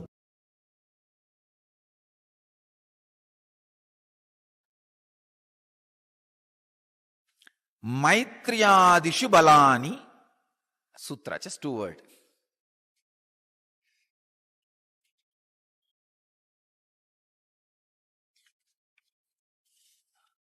Swami Vivekananda translates this sutra as, by practicing samyama on friendship, mercy, etc., the yogi excels in respective qualities.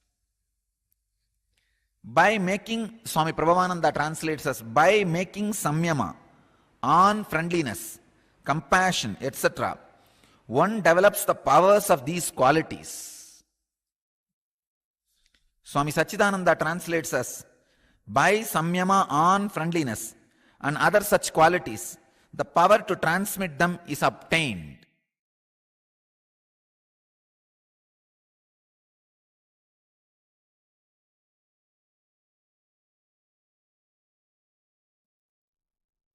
Love.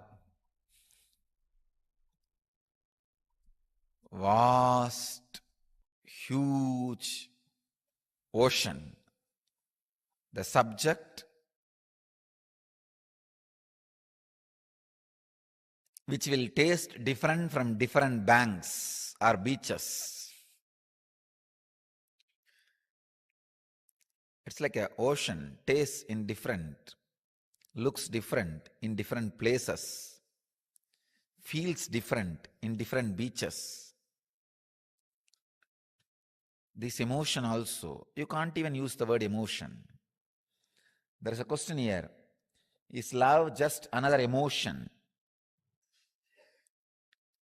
It is not emotion, it is yen motion.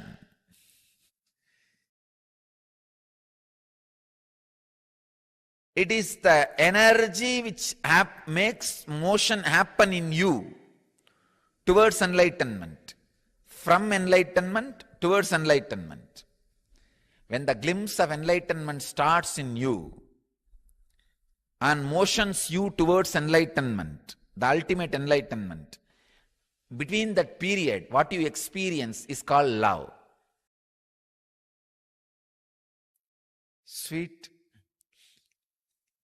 experiences of love constantly reminds you when you open up. I'm not talking about only romantic love, which is towards one person. I am talking about the love suddenly opens up in you towards whole and your very self. Rarely you will fall in love with yourself. The yellow journalist who is sitting inside you, constantly writing articles and editorials about you, is damn for love. The fear he creates about love is not protection for you, it is destruction for you. Dam is not a protection for river, it is a destruction for river. Only embankment is a protection for river. Love is embankment. Logic is dam.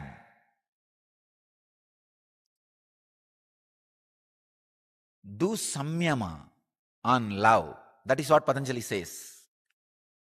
Means sit and meditate on the intense, beautiful inner space you go through when you are in love with you and with the whole.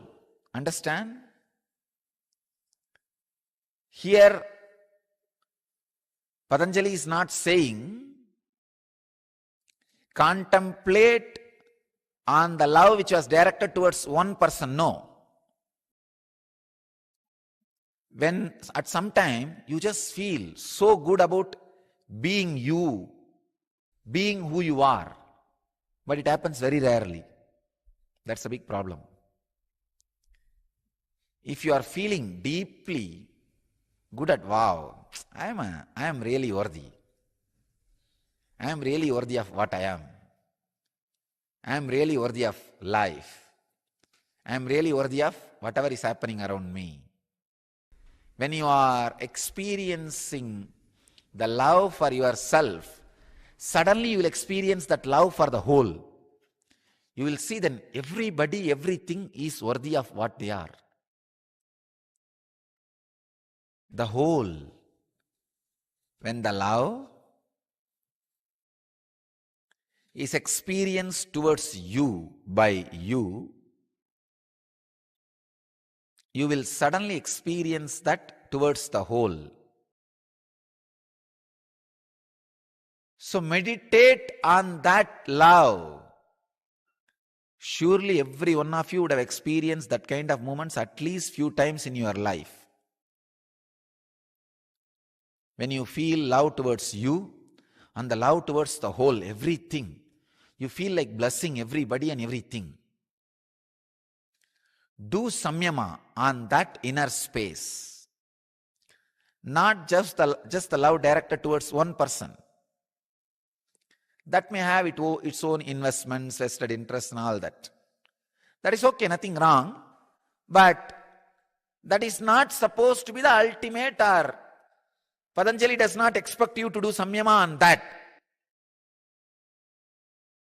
Do samyama on the love experience which you had towards you, towards the whole.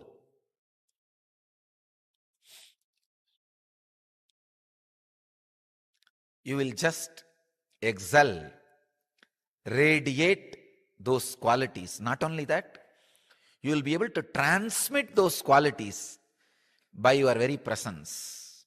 Please understand, if you are able to live without food one day, it's a power to control, controlling power. If you are able to live without food forever, it is not ability to control, it's a mystical power. Same way, if you are able to show love little bit once in a while, it is a social emotion.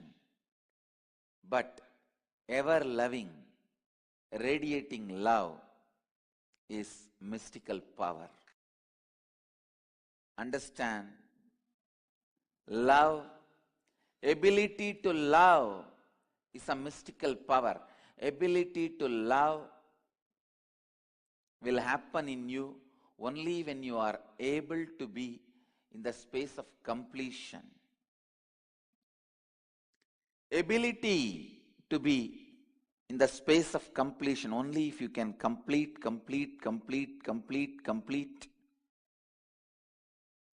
and establish yourself in the space of completion.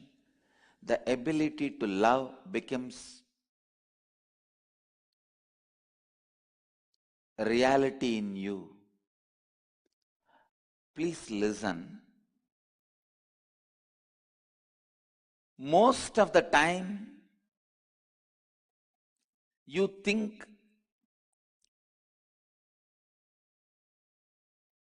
the external world is responsible for your incompletion.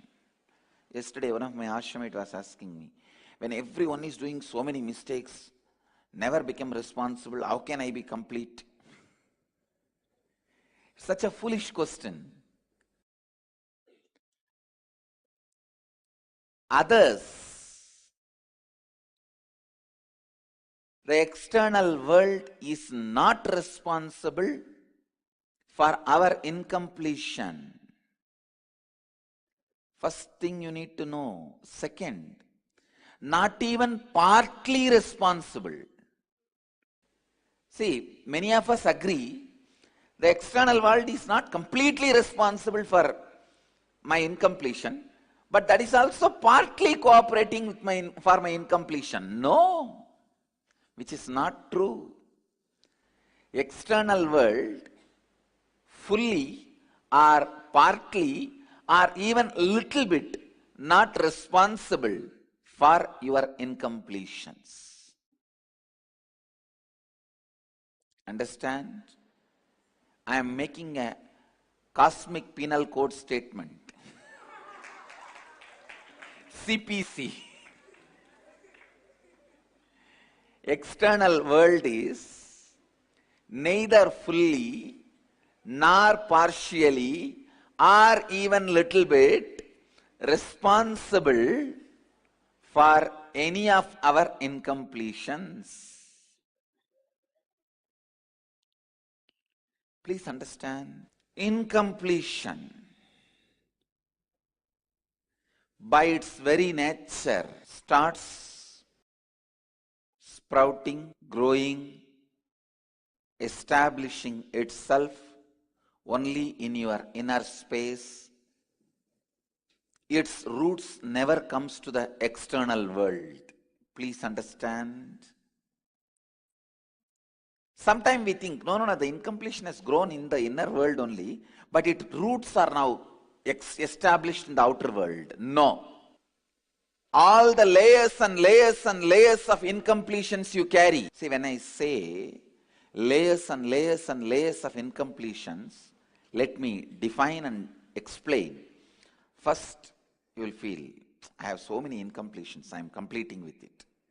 Then, no, how many times you complete, you are not going to complete, these incompletions are going to come back to you. That's one more incompletion. No, how much ever I try, I may complete even with this, but tomorrow again I will forget I completed and I will remember only my incompletions. What will happen to that? That next layer. Like this layers and layers and layers of incompletions you carry, listen. All layers are rooted only in your inner space. Even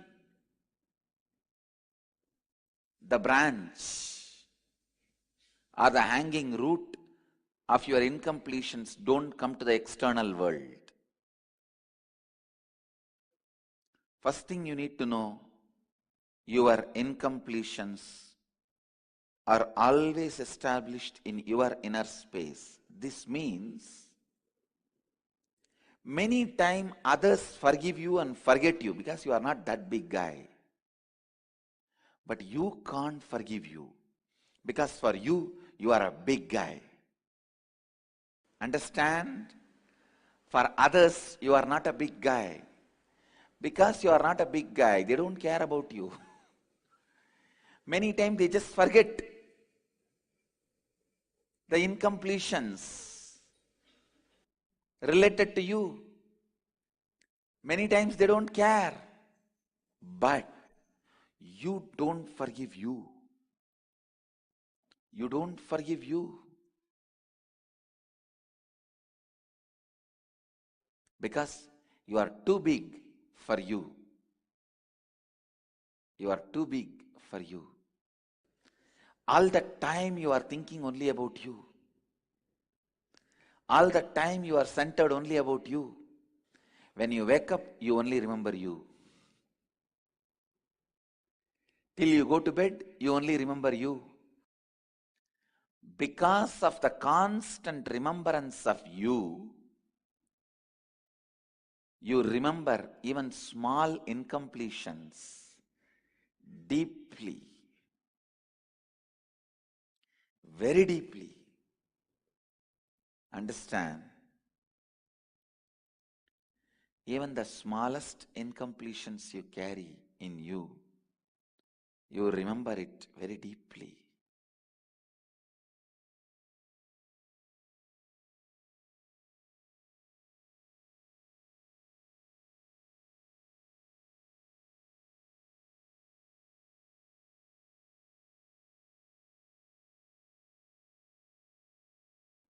The ability to forgive yourself is the first quality to start loving. Please understand. Only if you can forgive yourself, if you can complete with yourself, love starts. Only then love starts expressing itself. love starts happening in you.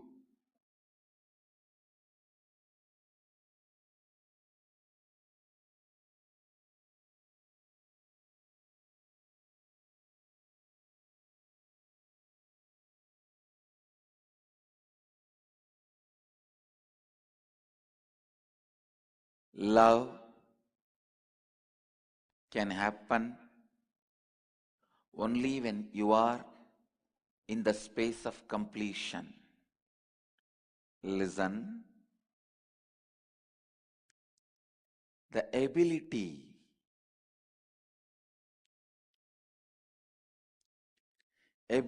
to forgive yourself,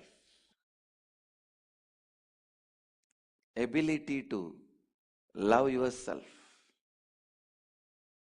ability to live with yourself, ability to be with yourself.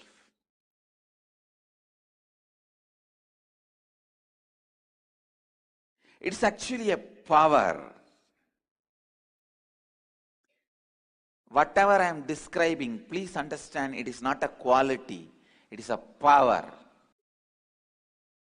Once in a while, showing love or having love is a quality, but being in love forever is a power. Understand, only when you are established in the space of completion, you will understand this statement, love is a power. It's a power. I tell you, once you develop that power, you can complete anybody. You can play with that power. That is the greatest protection you can have in your life. Because even lion will lose its vengeance in front of you. Snake will lose its venom in front of you. Any enemy will lose his enmity, which is a weapon with which he is trying to attack you. He will lose it. So enmity is the first weapon. Anybody need to have to kill you, to attack you. All other weapons are secondary weapons. Analyze, what are you thinking? What is moving you? What are you worshipping? What is in the center of your heart? Paint it. Don't try to paint Shiva. Find out why you are worshipping Shiva. That only you are really worshipping. Understand? When the devotion, feeling connection happens, you being showered with what you want is different. When there is a gambling game is going on, your so-called devotion is different.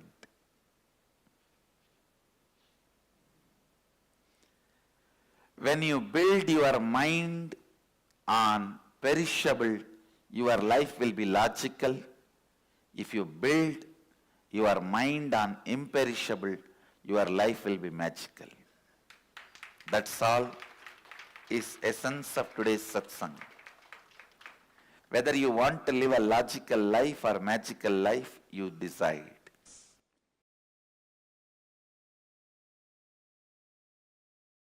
See, understand?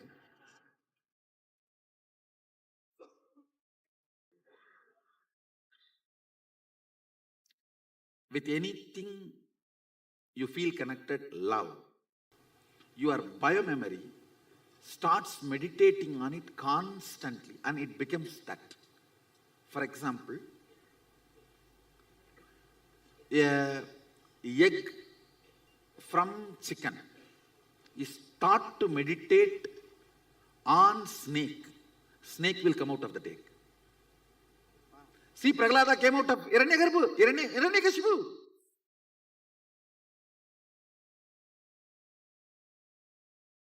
Now, with the feeling connection, falling in love, or I should say raising in love with the Guru, the unknown parts of you, which is 99.99, is all the time sitting with me, or I am sitting on it and hatching it. All the parts of you which is in love with me, I am hatching it. All the parts of you which is in love with you, you are hating it. That part gets just hatched and you become me.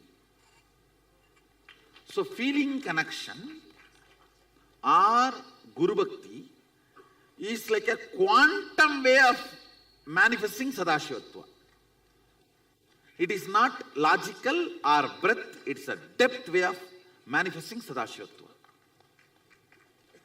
See my Balasans, not just manifesting powers. Talk to them, every statement, their body language, everything will be literally mine. How many of you have observed that? It's like my DNA. That is because of the raising in love. So raising in love or feeling connection is kind of a, see, inch by inch, burning all the karmas,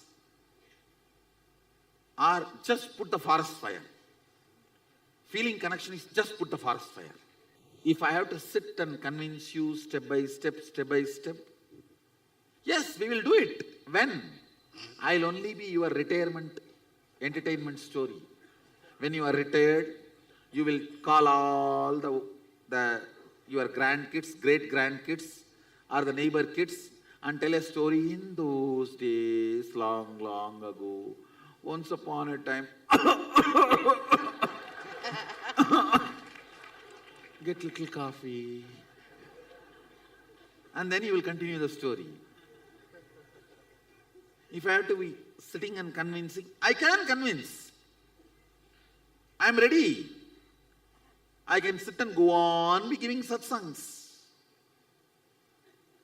But I will only be your old age retirement story. But if you catch it, he has already established the authenticity of the system day one. He has established his adhikaratva to teach. Now after this, asking him to show the ID card every time is waste of time. Understand? Now it is waste of time. It is time to jump over, fall head over heels and go with it and make it happen. When you decide to fast track your Sadashivatva, that's what I call feeling connection. See, nothing wrong initially waiting for logical, convincing conclusion. But when you know already, I have established and demonstrated successful cases from your background. If I do, you know, you will push me out. You are different, you are different. Okay. So I am not doing. I am picking up people from you. They have done the demo. So I have established the authenticity of the system. Then it is time to go head over heels, all over, and make it happen.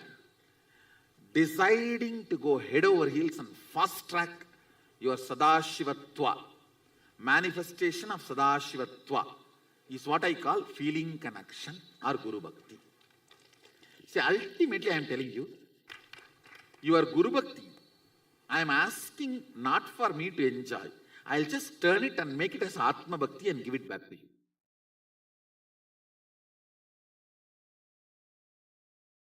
When you complete with GDHD, I will complete with your SDHD. That's all. I'll just turn the energy, make it into your Atma Bhakti. It's like a cub bringing fresh grass for lion. Is he going to have a lunch or dinner with that grass? He may act in front of the cub, not to disappoint the cub. See, I am eating, and he will turn this side and maybe he will keep it there for the next cubs to come and have lunch, 1 or 2 meals they need to have before they realize they are lion. That's all. Understand? Somebody asked me in the Facebook from the Sadashivoham team only, how do you handle all that attention and adulation? I am not. I am not receiving. I am only just turning it into your Atma Bhakti. Everything showered on me, the Bhakti, everything, I just turn that into your Atma Bhakti. Guru Bhakti is recommended only to be returned with multiple times. I should say it is more like a investment, not like giving it away. Always Guru Bhakti turns into Atma Bhakti. Yes, actually all you need to do is as much as possible engage yourself in depth creation. Length and breadth automatically happens. People who created length and breadth neither will have length and breadth nor have depth. People who generated depth will have depth and length and breadth.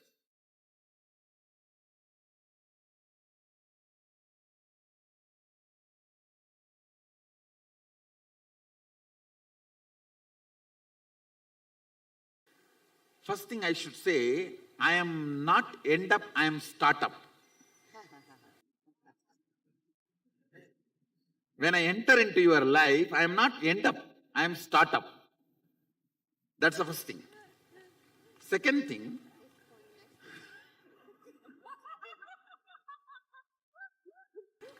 see, you should look at the whole thing. The word end up is wrong.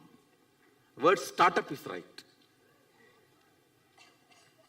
Now this answers your remaining part of the question. Always with startup, the depth increases, everything else follows.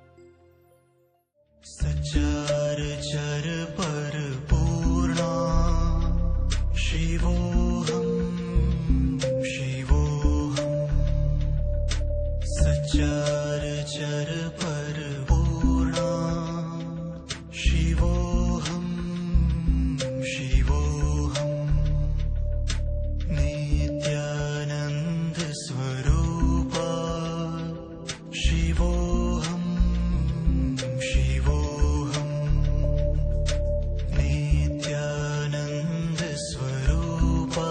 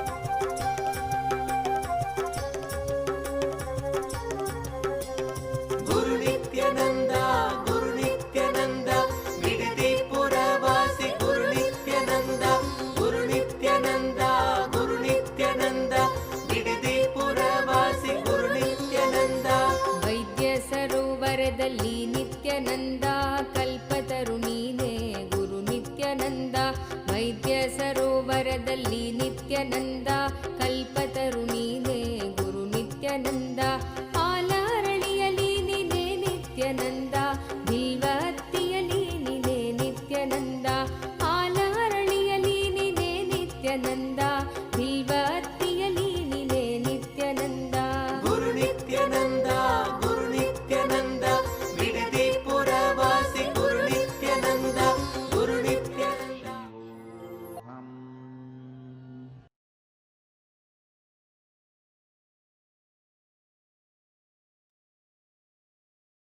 In this session, Swamiji revealed to all of us about what is Guru Bhakti and how Guru Bhakti needs to be consciously developed within each and every one of us.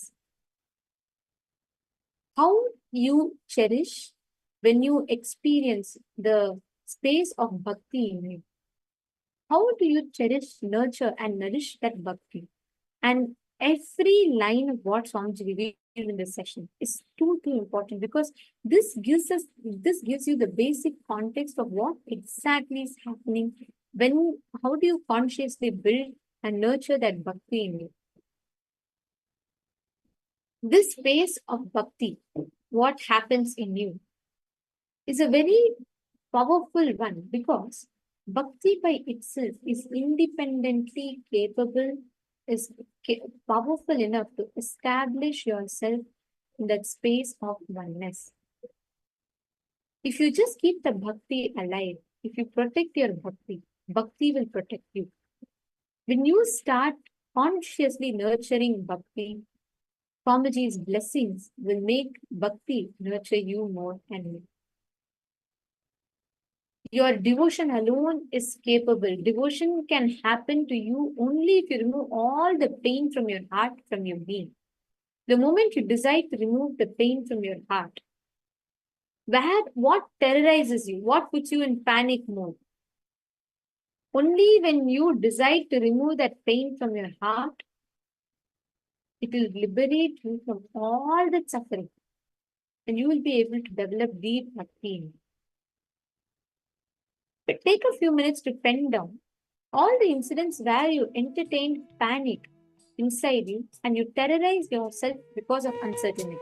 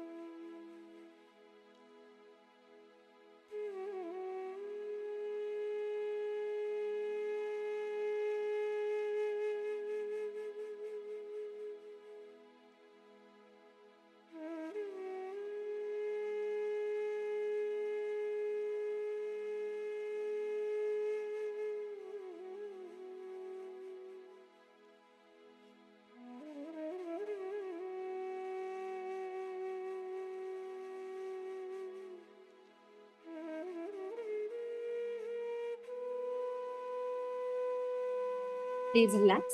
Now, I request each of you to understand in every area, wherever you are constantly pressing the panic button in life, actually visit your life and see how many times the moment some situation happens in your life, you get like, oh God, and you press the panic button, you start hitting the panic alarm.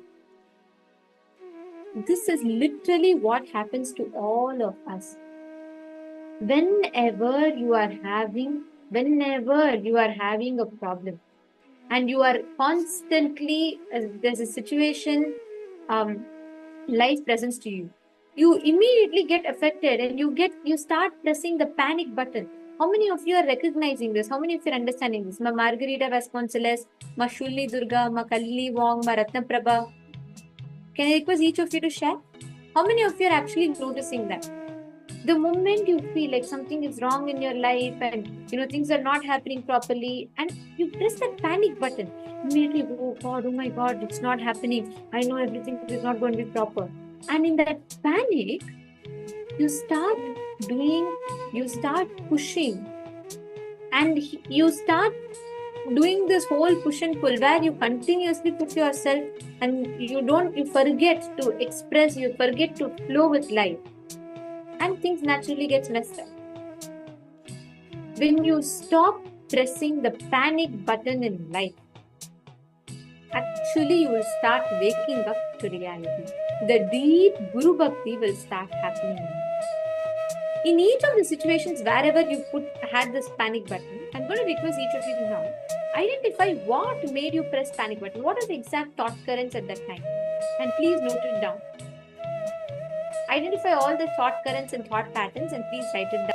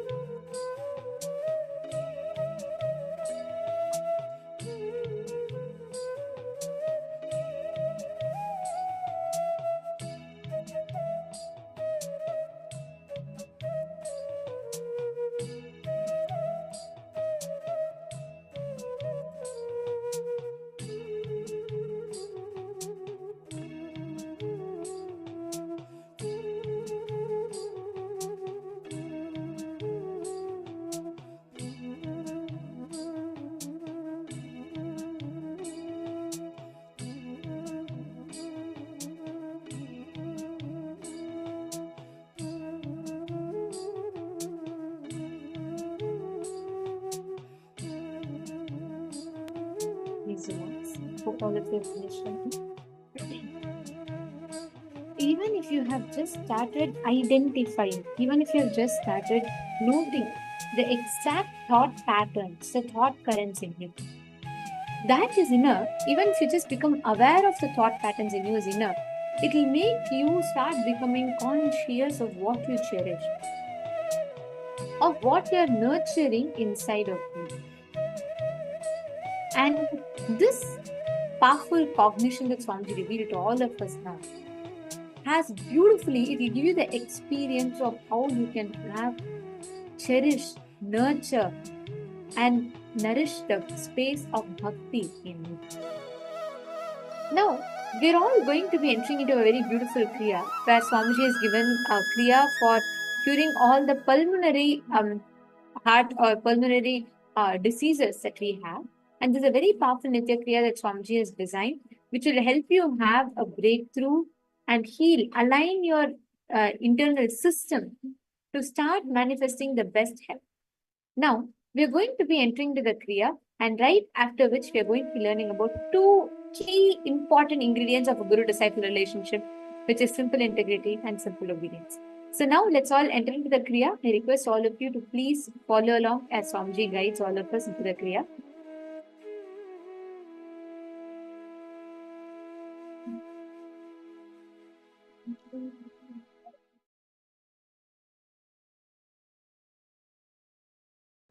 Let's start the Nitya Kriya for pulmonary cure.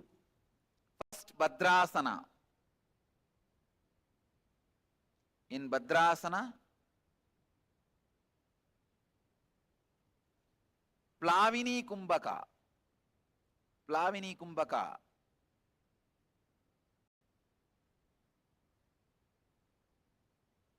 Inhale completely, contract the throat and rest your chin on the chest.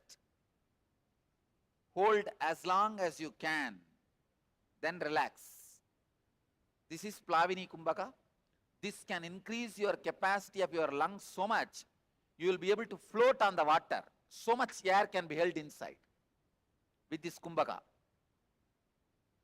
Please do this 21 times.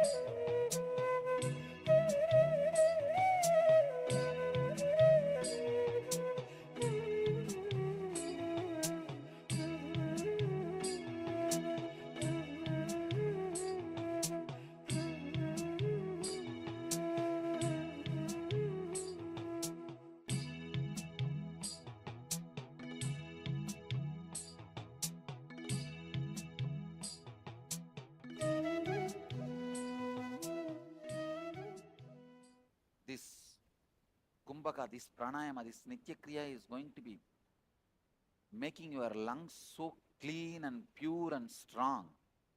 Any disorder related to lungs, pulmonary problems will be healed.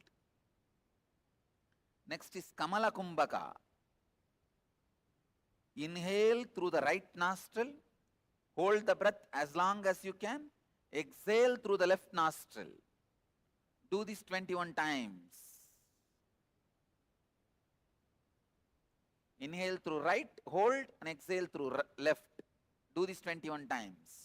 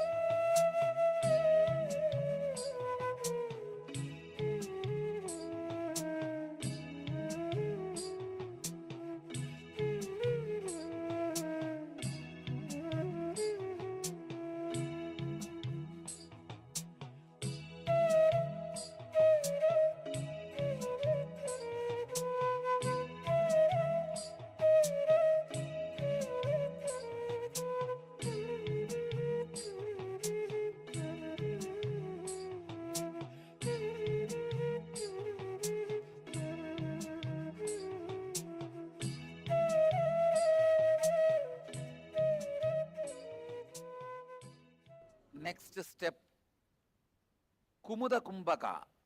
It is just a reversal of Kamala Kumbhaka. Inhale through the left nostril, hold the breath as long as you can. Exhale through both the nostrils, not just right, through both the nostrils. Inhale through left, hold as long as you can. Exhale through both the nostrils. That is Kumuda Kumbhaka. Do it.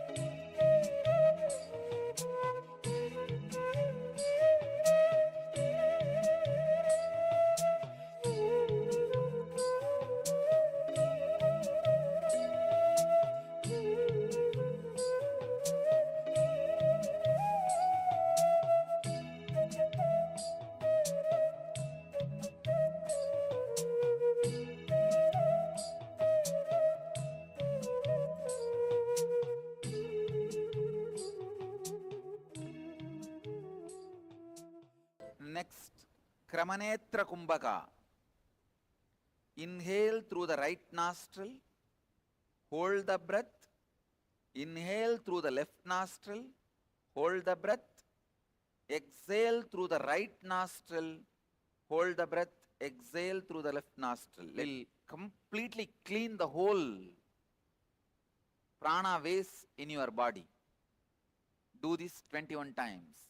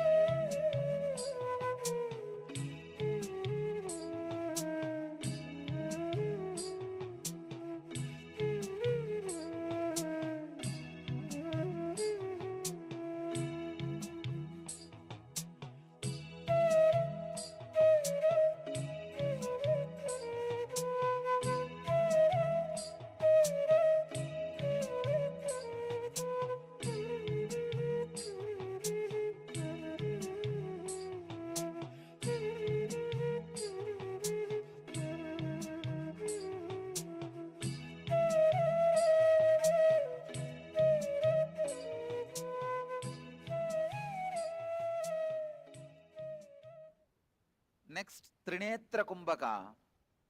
Inhale through the left nostril, hold the breath. Without exhaling, inhale through right nostril, hold the breath. Again, Without exhaling, inhale through both the nostrils.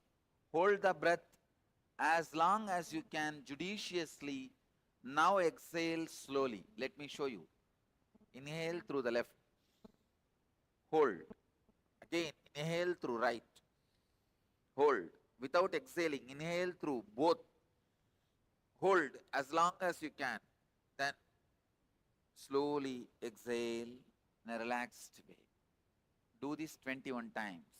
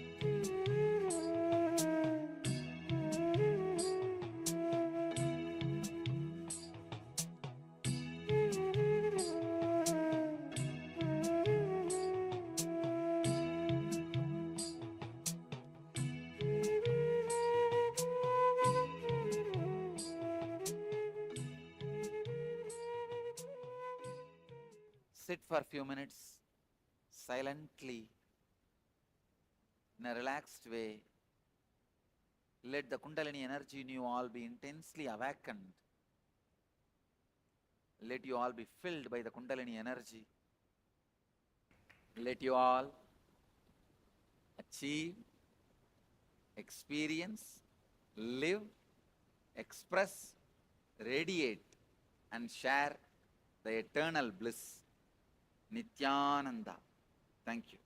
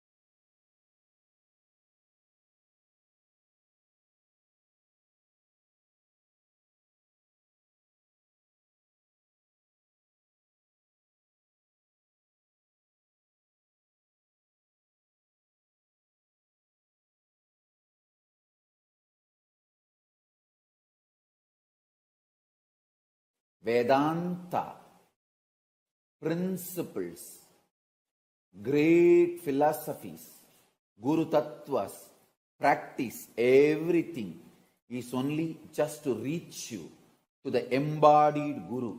Only embodied Guru can give you enlightenment. No Tattva principle can give you enlightenment directly. Even an incarnation like me, I needed an embodied Guru directly. Paramashiva has to come as Arunagiri Yogishwara, embodied form, and has to liberate me. Understand? Arunagiri Yogishwara manifesting in my life as embodied form is a great statement given to the world. Embodied Guru is mandatory even for incarnations.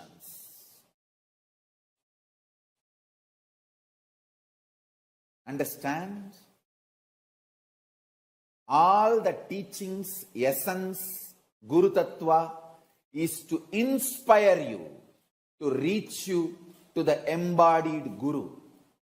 Once you reach the embodied Guru, Guru Gita is the only book where he talks to her about him. He talks to her about him. Paramashiva talks to Parashakti about Guru. Understand? Guru Tattva, teachings, essence, imbibing all of it. All this is great to inspire you, to push you, to make you reach the embodied Guru. Once you reach the embodied Guru, once you recognize him, once you understand him, whole life is simple. Exactly, I will tell you the essence of teachings I learnt from my Guru, Arunagiri Yogishwara.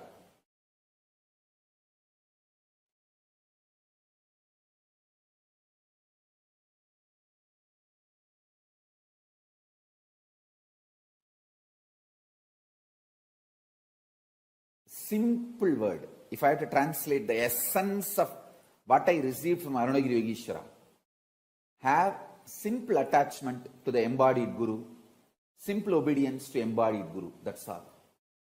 That simple attachment will become beautifully initial level love, then next level love, then it will become pure prema bhakti, then it will become Atma Bhakti, then it will become oneness and enlightenment.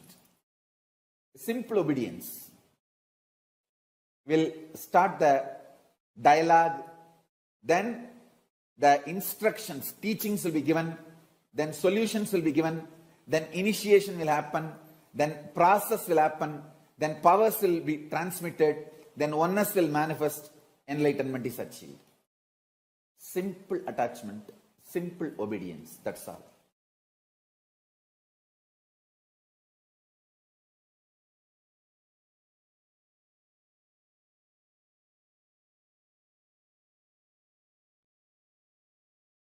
All teachings, Guru Tattva, essence to be imbibed, all this ultimate truth, everything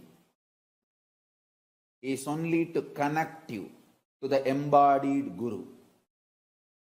Once you have reached the embodied Guru, after that only one teaching, simple attachment, simple obedience, that's it. Then simply the transmission happens and you become enlightened.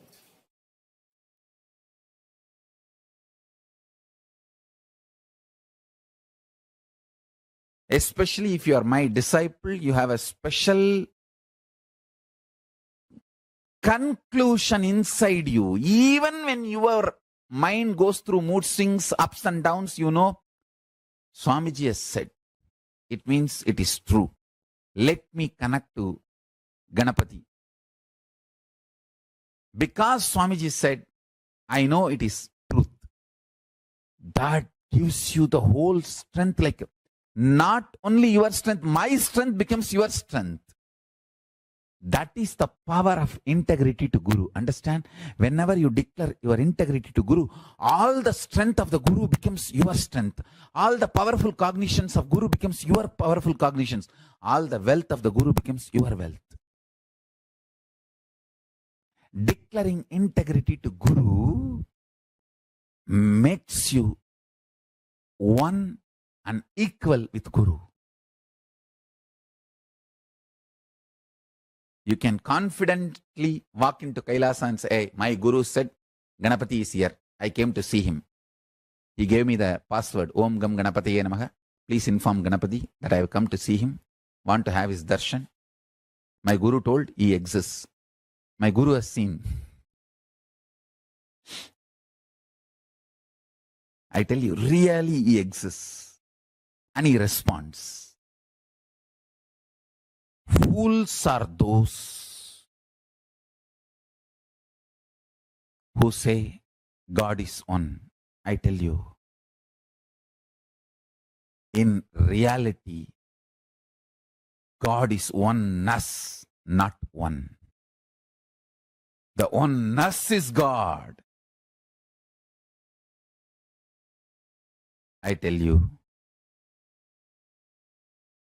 when you experience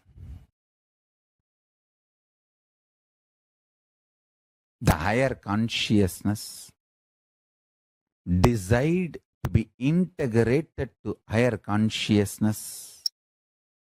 In my case, I decided I'll be integrated to my Guru, Arunagiri Yogeshwara. That's all. Just my integrity to my Guru, Arunagiri Yogeshwara. He makes sure I am protected. He strategizes properly. The right door will be opened and the right door will be closed. And if all doors are closed, he opens the roof and airlifts me. He does what needs to be done. He protects. All I know is simple attachment to my Guru and simple obedience.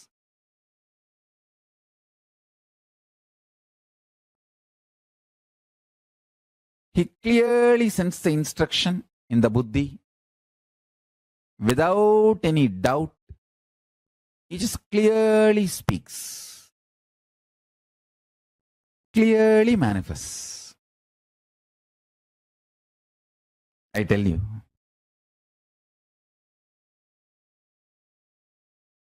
I entered into Kailasa just with this simple Guru Pass, Master Card. My Guru Arunagiri Yogeshwara told me Paramashiva exists. And he has given me this mantra.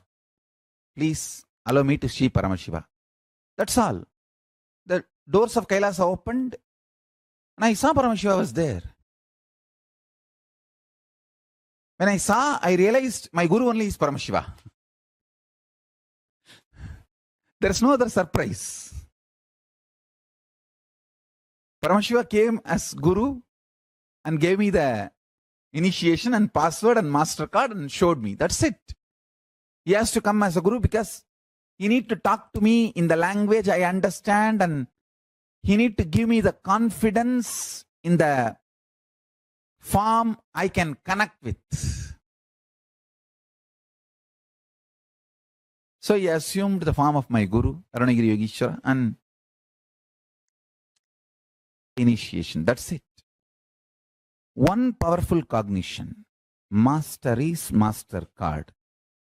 Master is Master Key. Simple integrity to Guru's words. My Guru has said Ganesha exists. He is alive. He exists. Ganesha is there. Start dealing me with simple integrity. Simple integrity and simple straightforward tyaga. What you can give, that last thing, sacrifice that. Kannappa, whose eyes still I am having. Ilayangudi Maranar, whose food still I am eating. Understand, all these people gave the last push and gave what they can give. Sacrifice. Kannappa's first eye I am not having. Second eye I am having. His first eye is tyaga. Second eye is ultimate tyaga.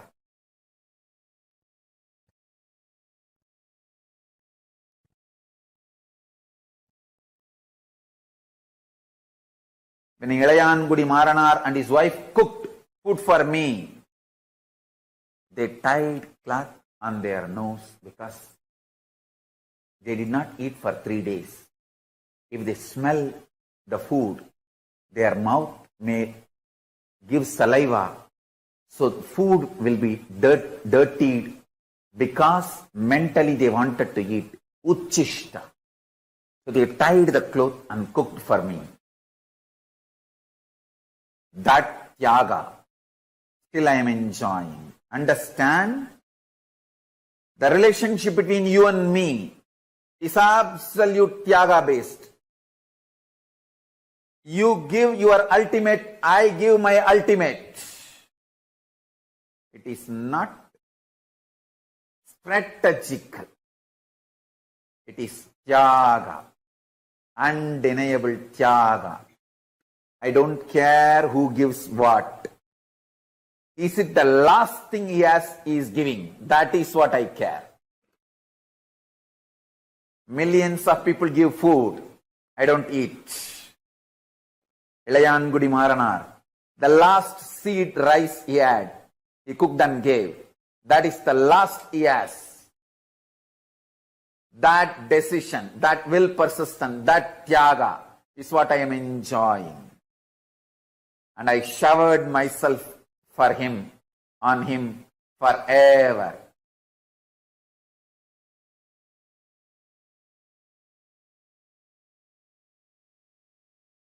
Tyaga is the bridge between Guru and disciple, not any other strategy. Fifth, simple one-liner. Simple attachment, simple obedience. That's it. The first and foremost sacred secret I want you to know.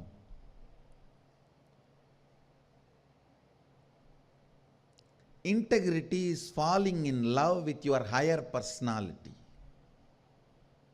Understand? You do have Sadashivatva in you. You are hardwired for it. It's not that your Sadashivatva is gift from somebody. No. Understand? Just like how when you fall asleep, you put an alarm and tell the alarm, hey, wake me up tomorrow morning. Same way, that's exactly the way I sent my gurus. I sent my gurus to the planet Earth ahead of me and said, hey, I am coming. Wake me up when I assume the human body. See, assuming the human body is almost like a, for you guys, how entering into deep sleep and dream state. It's exactly the same way for me to enter into the Jagrat state and assume the human body. My alarm clocks were my gurus. Hey, wake me up. Understand? They just reminded me to fall in love with my higher personality, Sadashiva. Arunagiri Yogeshwara is nothing but all my fantasy, how I wanted a guru to be enjoyed. It personified and became reality is Arunagiri Yogeshwara. How best way the guru should be enjoyed. That personification is Arunagiri Yogeshwara. He is nothing but helping me to fall in love with my higher personality. Who is Arunagiri Yogeshwara again? Understand? From outside, he made me fall in love with him.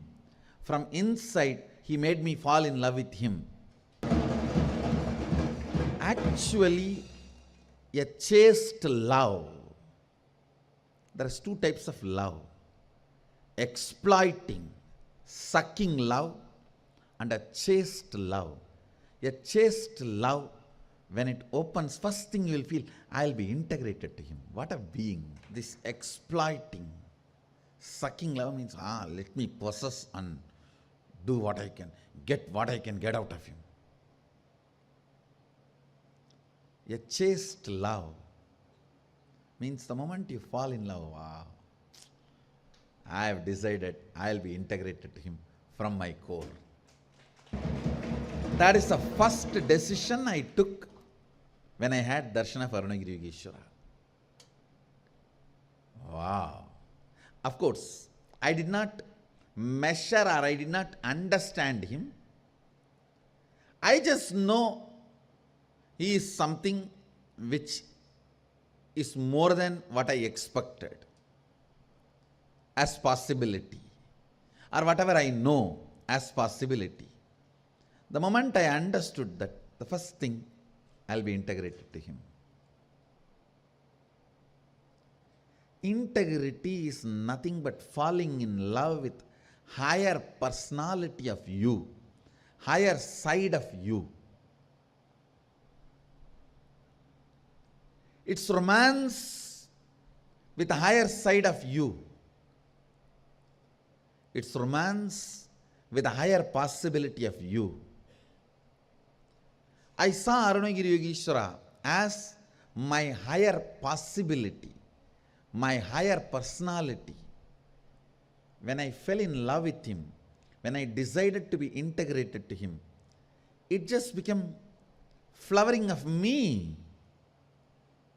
Understand? In the ethics of Kailasa, see, the ethics of Kailasa is the laws of secret life. See, in the planet Earth, the laws of the public life prevails. In Devaloka or Asuraloka, laws of personal life, private life prevails. Understanding between you and Devendra, understanding between you and that Bahubali or Mahabali, whoever, head of the Asuraloka, that's all matters in those lokas. But in Kailasa, no law other than your integrity to love for Sadashiva. Nothing else matters. No law exists. Being in Bhuloka means you are part of somebody's public life. Being in Devaloka or Asuraloka means you are part of somebody's private life. Laws of private life applies. In Kailasa, only the laws of secret life applies. There is no law, there is no rule. Integrity to love.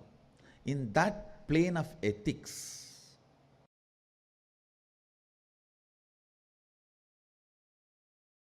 listen carefully. The vibrant presence of Paramashiva, called Parashakti. Understand? The vibrant presence of Paramashiva, called Parashakti,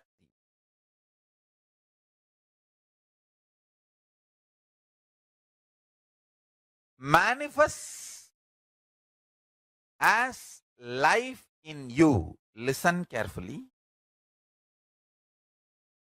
The vibrant presence of Parashakti manifests as life in you.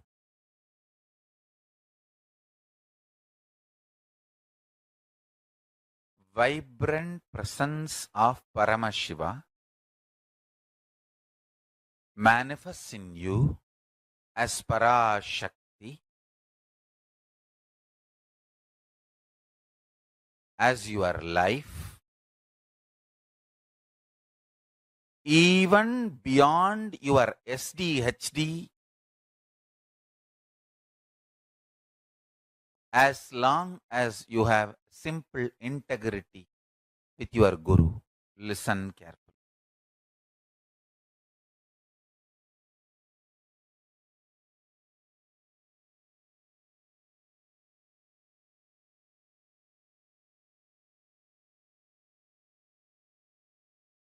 This powerful cognition can manifest the life as you consciously visualize.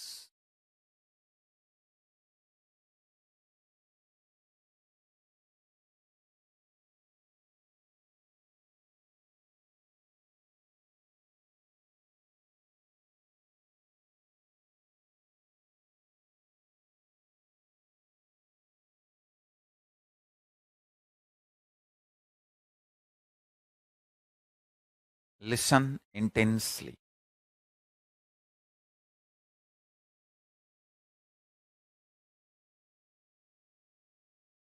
Paramashiva, his presence is Parashakti.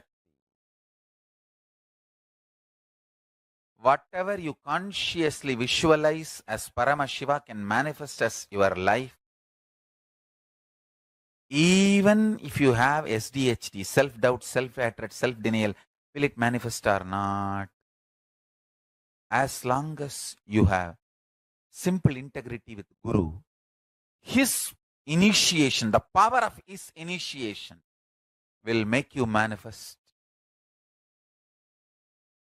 your conscious life you aspire for you. This is one of the most important Rajavidya.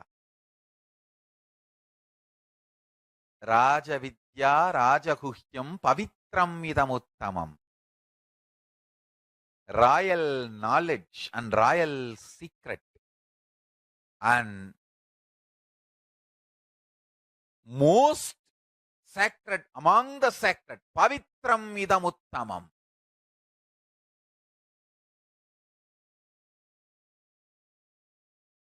Understand?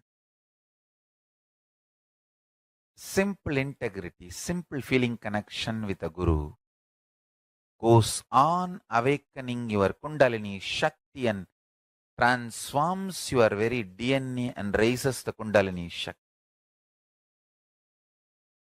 More and more power.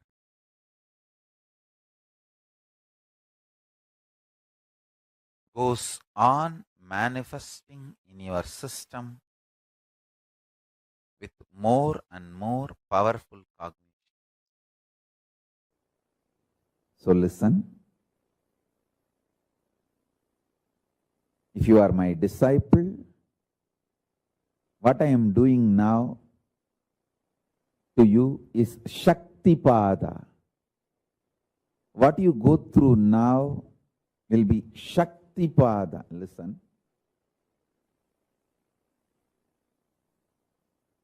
Every time when I surrendered to my Guru, I felt my surrender to my Guru empowered me, not him. He did not get empowered, or he did not get any power over me. I got empowered. Actually, I got the power over him. And I got empowered. When I became his puppet, I became the most powerful Parameshwara. I did not lose anything. I only gained everything. I tell you, when I started realizing this, my surrender became intense. My surrender became intense.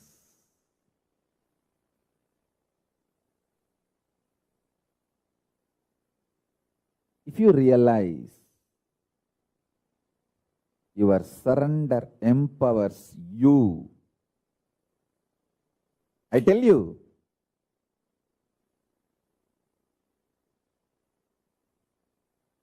if you realize your surrender empowers you, your surrender gets more and more intense. And the higher realities opens for you. Understand?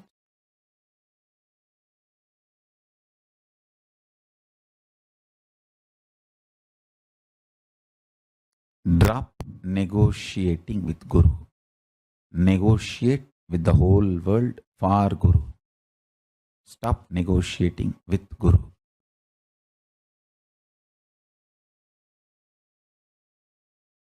Essence of what I wanted to convey. Simple attachment with Guru.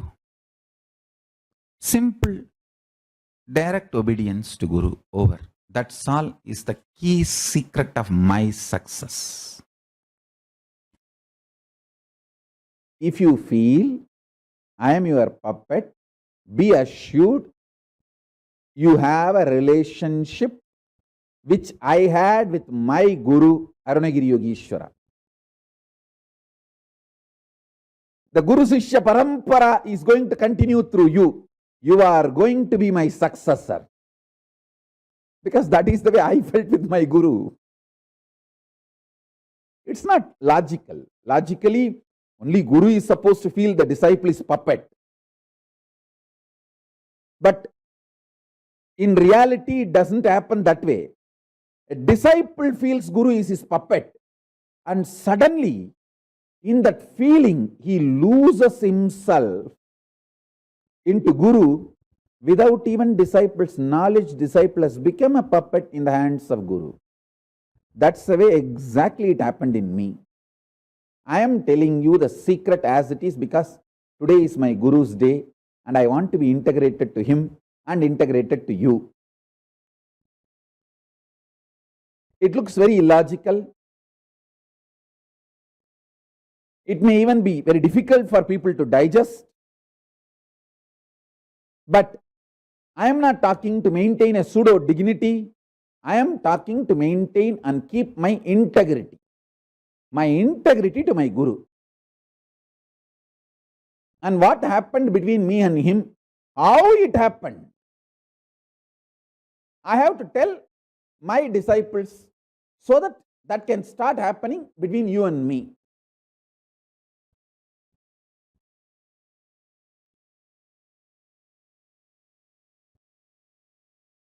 Please listen.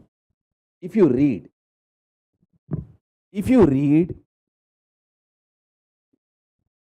intimate reminiscences of Ramakrishna and Vivekananda,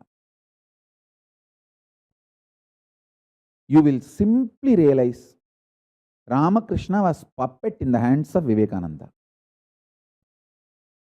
And Vivekananda just lost himself. Without even knowing, he became puppet in the hands of Ramakrishna. Samartha Ramdas and Shivaji, Ramakrishna and Vivekananda, Aurobindo and Aurobindo mother, all this I can give as the ideal guru-disciple relationship, where the disciple experienced Guru as the puppet in their hand, but without even their knowledge, they become puppet in the hands of Guru. So that the border, commanded, commander, commanded, these three has disappeared, dissolved. The commander, commanded, all this just disappeared.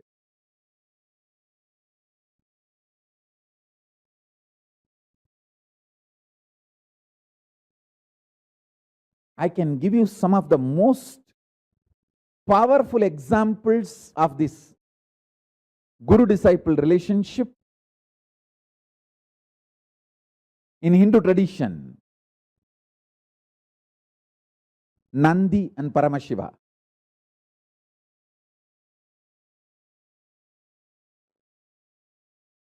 Devi Meenakshi had a disciple called Sumati. Sumati and Devi Meenakshi.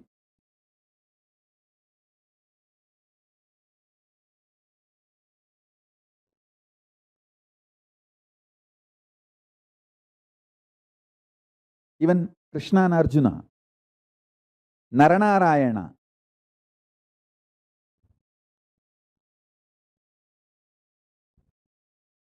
In the modern day, Bhagavan Swaminarayan and his disciple Akshar Purushottam Maharaj. And Aurobindo mother.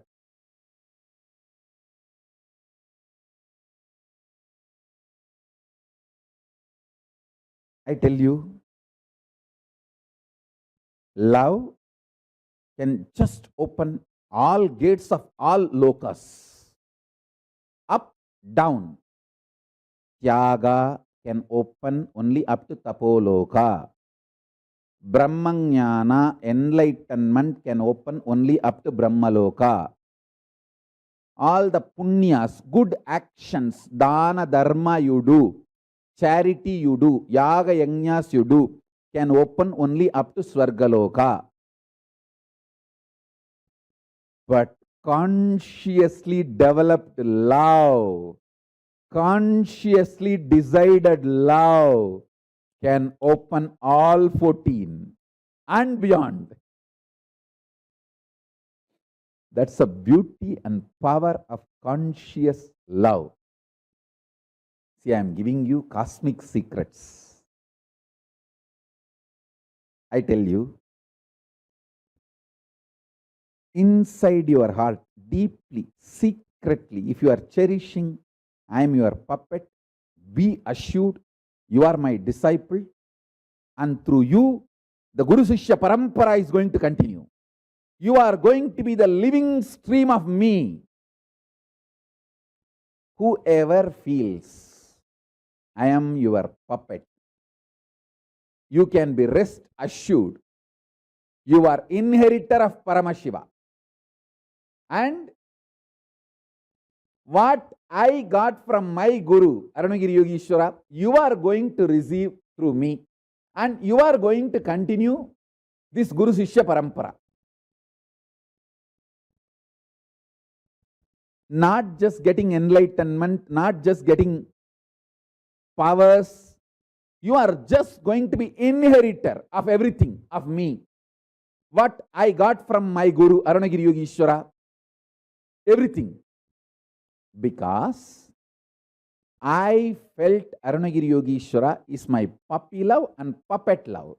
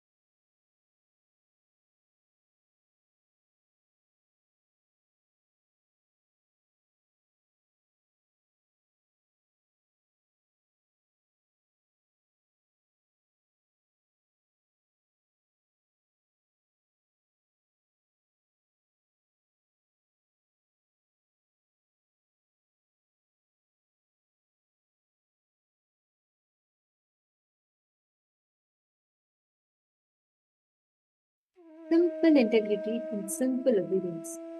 Literally the Taraka mantra, the ultimate, most important truths for you to experience.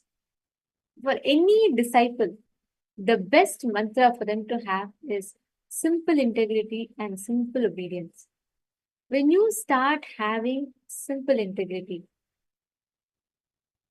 everything that you do, everything, even simple actions that you do becomes a seva, worship to the divine. Literally simple integrity. The moment your guru tells, if you just follow it, just that quality of simple integrity is powerful enough to give you breakthroughs. The whole experience, when you start doing that simple integrity, every aspect, however way your life reminds to you, every aspect will be a big learning for you. There's a very beautiful story of Shvetaketu. He's a young boy. He goes to his guru, right? The guru sees Shvetaketu and the guru tells that, the Shvetaketu goes to the guru and says, "Oh, Guru, please give me enlightenment. I really want to experience enlightenment. Please, can you bestow me with enlightenment?" Then the guru says, "All right, I'll give you enlightenment. But before that, I want you to do one thing for me." The guru gives him one cow, and the guru tells, "Take this cow. When this cow becomes 1,000 in number, that time you come back to me, I'll give you enlightenment." What would have our logical minds told? Oh God, I came here for enlightenment, not to graze his cows. He's asking me to graze his cows. Then I think something, maybe he wants something from me. He wants to get, something done from me. If you just start having the simple integrity, simple obedience, what Shvetaketu did, he took that one cow and he sits in the forest and he starts meditating. As the cows graze, he starts meditating. As time passes by, the 1 becomes 10, 10 becomes 20, 20 becomes 30, and so on, and it becomes 100, 500, 700, and 1,000. But Shvetaketu, at one point, as he spends time in the process of the cows multiplying and waiting till they grow up and till they multiply, he forgets even to count. He forgets because there's no interaction with human society. There's no interaction with anyone. He's just alone by himself with the cow. He forgets even the human language. He forgets all the conditionings. He forgets everything. The story beautifully tells, because he forgets even how to count, the cows come and tell him that Shvetaketu, the master had told that, you have to come back when it is 1,000. We have multiplied into 1,000. So I think we should go back to the master. And by now, Shvetaketu had learned to understand everything with the nature other than what human beings can tell, because he's not been in touch with human beings. The story beautifully tells, as he walks back to the master, the cows guide him how to go. Everything in the way teaches him about Brahma Satya. Even the fire he lights for warmth, that will tell him about the nature of existence, Brahman. The air, that will teach him about Brahman. The road in which he walks, that will teach him about Brahman. By the time he reaches the Guru, he would have become fully mature and he would have had all the knowledge. When he goes to the Guru looks at him and says, "Tattvamasi Shvetaketo Tattvamasi." He says, you are that Brahman, you are that enlightenment. He tells this 3 times and Shvetaketu gets enlightened that very moment. This is the power of simple integrity. When you build simple integrity and simple obedience, simple integrity, simple attachment, just that simple love to the Guru is the greatest thing you can have. Swamiji will tell another beautiful story also. One day a thief is, running, he steals from running from a palace, and at the same time there's a man who's been seeking for a long time. He tries to meditate, he tries to do this and that for enlightenment, and finally nothing works, no experience, nothing happens. Finally, he gets frustrated, he gives up and he says, "Look, whoever comes this side for me now, they are my Guru. I don't care who it is. Whoever comes, I'll take them as my Guru. Whatever technique they say, I'm going to sincerely sit and practice it. That's it." And he decides and he's waiting there. Just then the thief who's stealing something from the palace, he's running and coming. Palace guards are chasing him. He's in a hurry. This man sees this thief and he goes and falls at the feet and says, "You are my guru, please teach me." The thief says, "What? Can you, what are you even talking? Do you know I'm a thief?" He says, "I don't know all that. You are my guru, please you teach me. And whoever you might be, but I have decided you are my guru. Please guide me to enlightenment." The poor fellow, the thief, he didn't know anything and guards are chasing him from behind. This man is asking for enlightenment. So the thief tells, "All right, you sit here and you just start stealing everything that you see around you. Everything, all your thoughts, everything. He just steal everything and I'll come back." And the thief runs away, never to come back. By then, this man takes it so sincerely. He sits, he steals all the thoughts, all the words, everything. And he just becomes enlightened, completely thoughtless, established in Nirvikalpa Samadhi. This is the experience. This is the power of simple integrity. Just when you decide, when you just declare your integrity to Guru, Guru's strength becomes your strength. Everything with Guru becomes your personal strength. The only thing, don't negotiate with the Guru for anything. You can negotiate with the whole world for Guru, but don't negotiate with the Guru even for the whole world. Just have that simple attachment, simple integrity. That will give you the greatest of experiences. Even beyond what you can know, even beyond what you can understand, everything the Guru will give you. Right now, I'm going to request all of you to pen down all the moments where you negotiate with Guru, whatever Swamiji has told. Where do you negotiate? And write down the place where all you maintain simple integrity. Like, for example, as soon as Swamiji told, you stopped eating, like you stopped eating after sunset and you decided like you're not going to eat, just because Swamiji told, you have been integrated to it. But the same thing you negotiate when it comes to maybe waking up in the morning or maybe eating haritaki, you feel like, oh no, it's okay, but just one day, it's not required every day, I'm healthy. All the negotiations that you bring to Guru Baba. I request all of you to please take a few minutes and pen this down.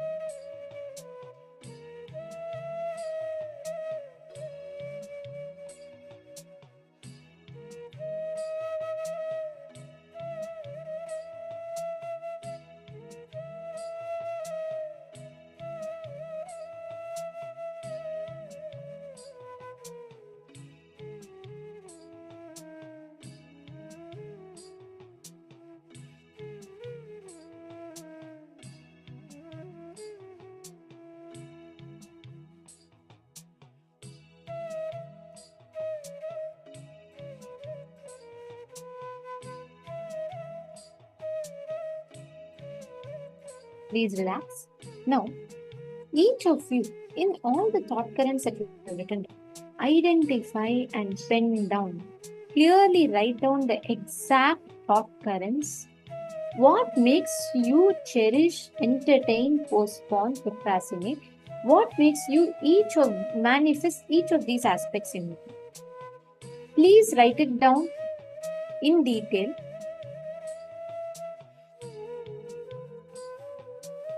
Clearly write down and see. Actually look in and identify what are all the thought currents that you cherish. How these thought currents are stopping you from experiencing that reality.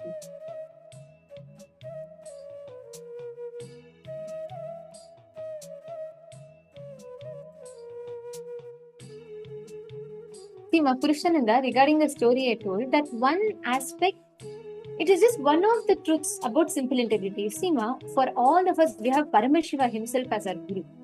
We just need to maintain. Yes, Swamiji told, if the moment you do, the moment you start understanding this, you will start actually seeing this as a reality, as an experience for you. Leader Sege, I'm not sure. I think it's maybe something happening on your side. Could you please check? Audio seems to be fine for all the others, no? Do check and let me know. I request every one of you to do this conscious catharsis. Deeply see, look in, analyze all the thought currents that sound so convincing inside you. That tells you, oh, it's okay.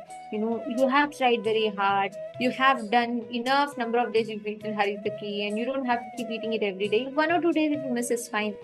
That is precisely the cancerous pattern that stops you from experiencing simple integrity and simple love. When you bring that simple integrity and simple attachment in you, every decision you make in life, literally every single decision you make in life, you will actually start experiencing so much of potential, so much of completion and healing in your inner space. Now, I'm going to request all of you to sit with this space of simple integrity and simple obedience. This desire. Swamiji has blessed. Because Swamiji has blessed, it is going to happen as a reality for him. And sit with that deep integrity to Guru. Connect to a partner. All of you listen very carefully. When you create a will from this space, right? From the space of Guru Bhakti, every will that you create becomes a command to the cosmos. Every intention that you create, every desire that you have, that becomes a command to the cosmos. Sit now and intensely create that space and consciously will say, now I am going to manifest this power, ability to teleport an object. Listen very carefully. The science of teleportation is very simple. What you're going to do is, you're going to convert matter into energy, send that energy to another place, convert the energy back into matter. Sounds very complicated, right?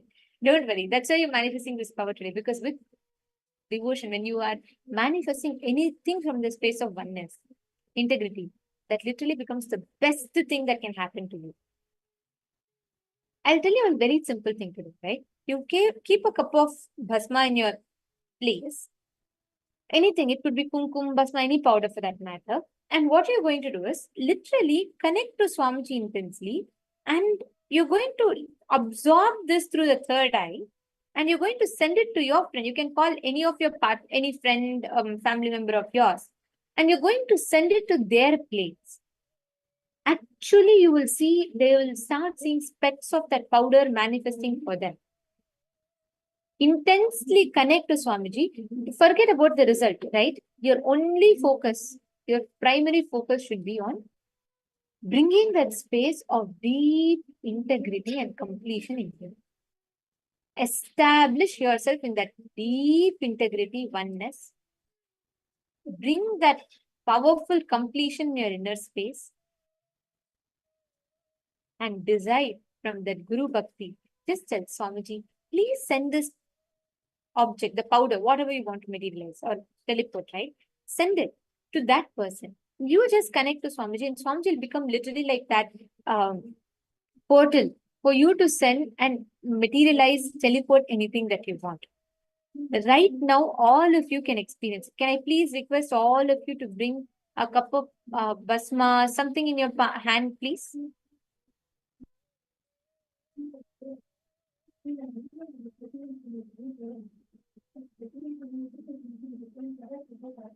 Connect intensely to Swamiji.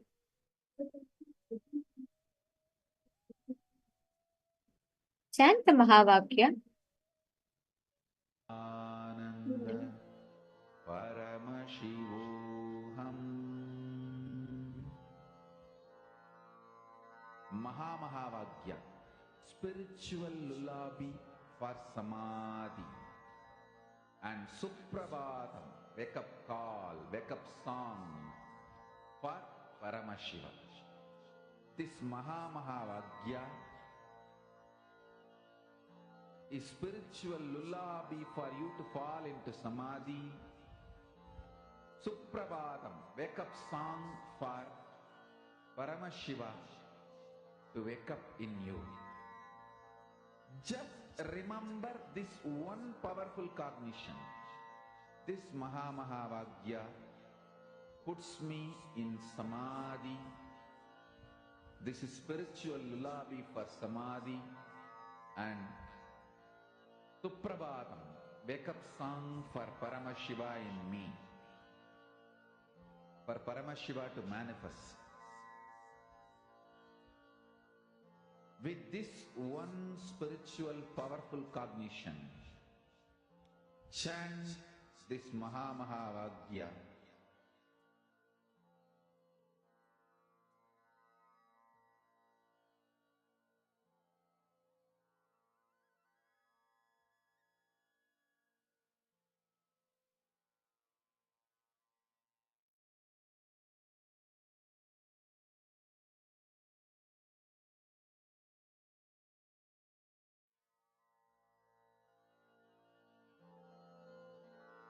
Mahavagya, spiritual lullaby for samadhi, and Suprabhatam, wake up call, wake up song for Paramashiva, for Paramashiva to manifest. With this one spiritual powerful cognition, chant this Mahavagya. Om Nityananda Paramashivoham. Om Nityananda Paramashivoham. Om Nityananda Paramashivoham. Om Nityananda Paramashivoham. Om Nityananda Paramashivoham. Om Nityananda Paramashivoham. Om Nityananda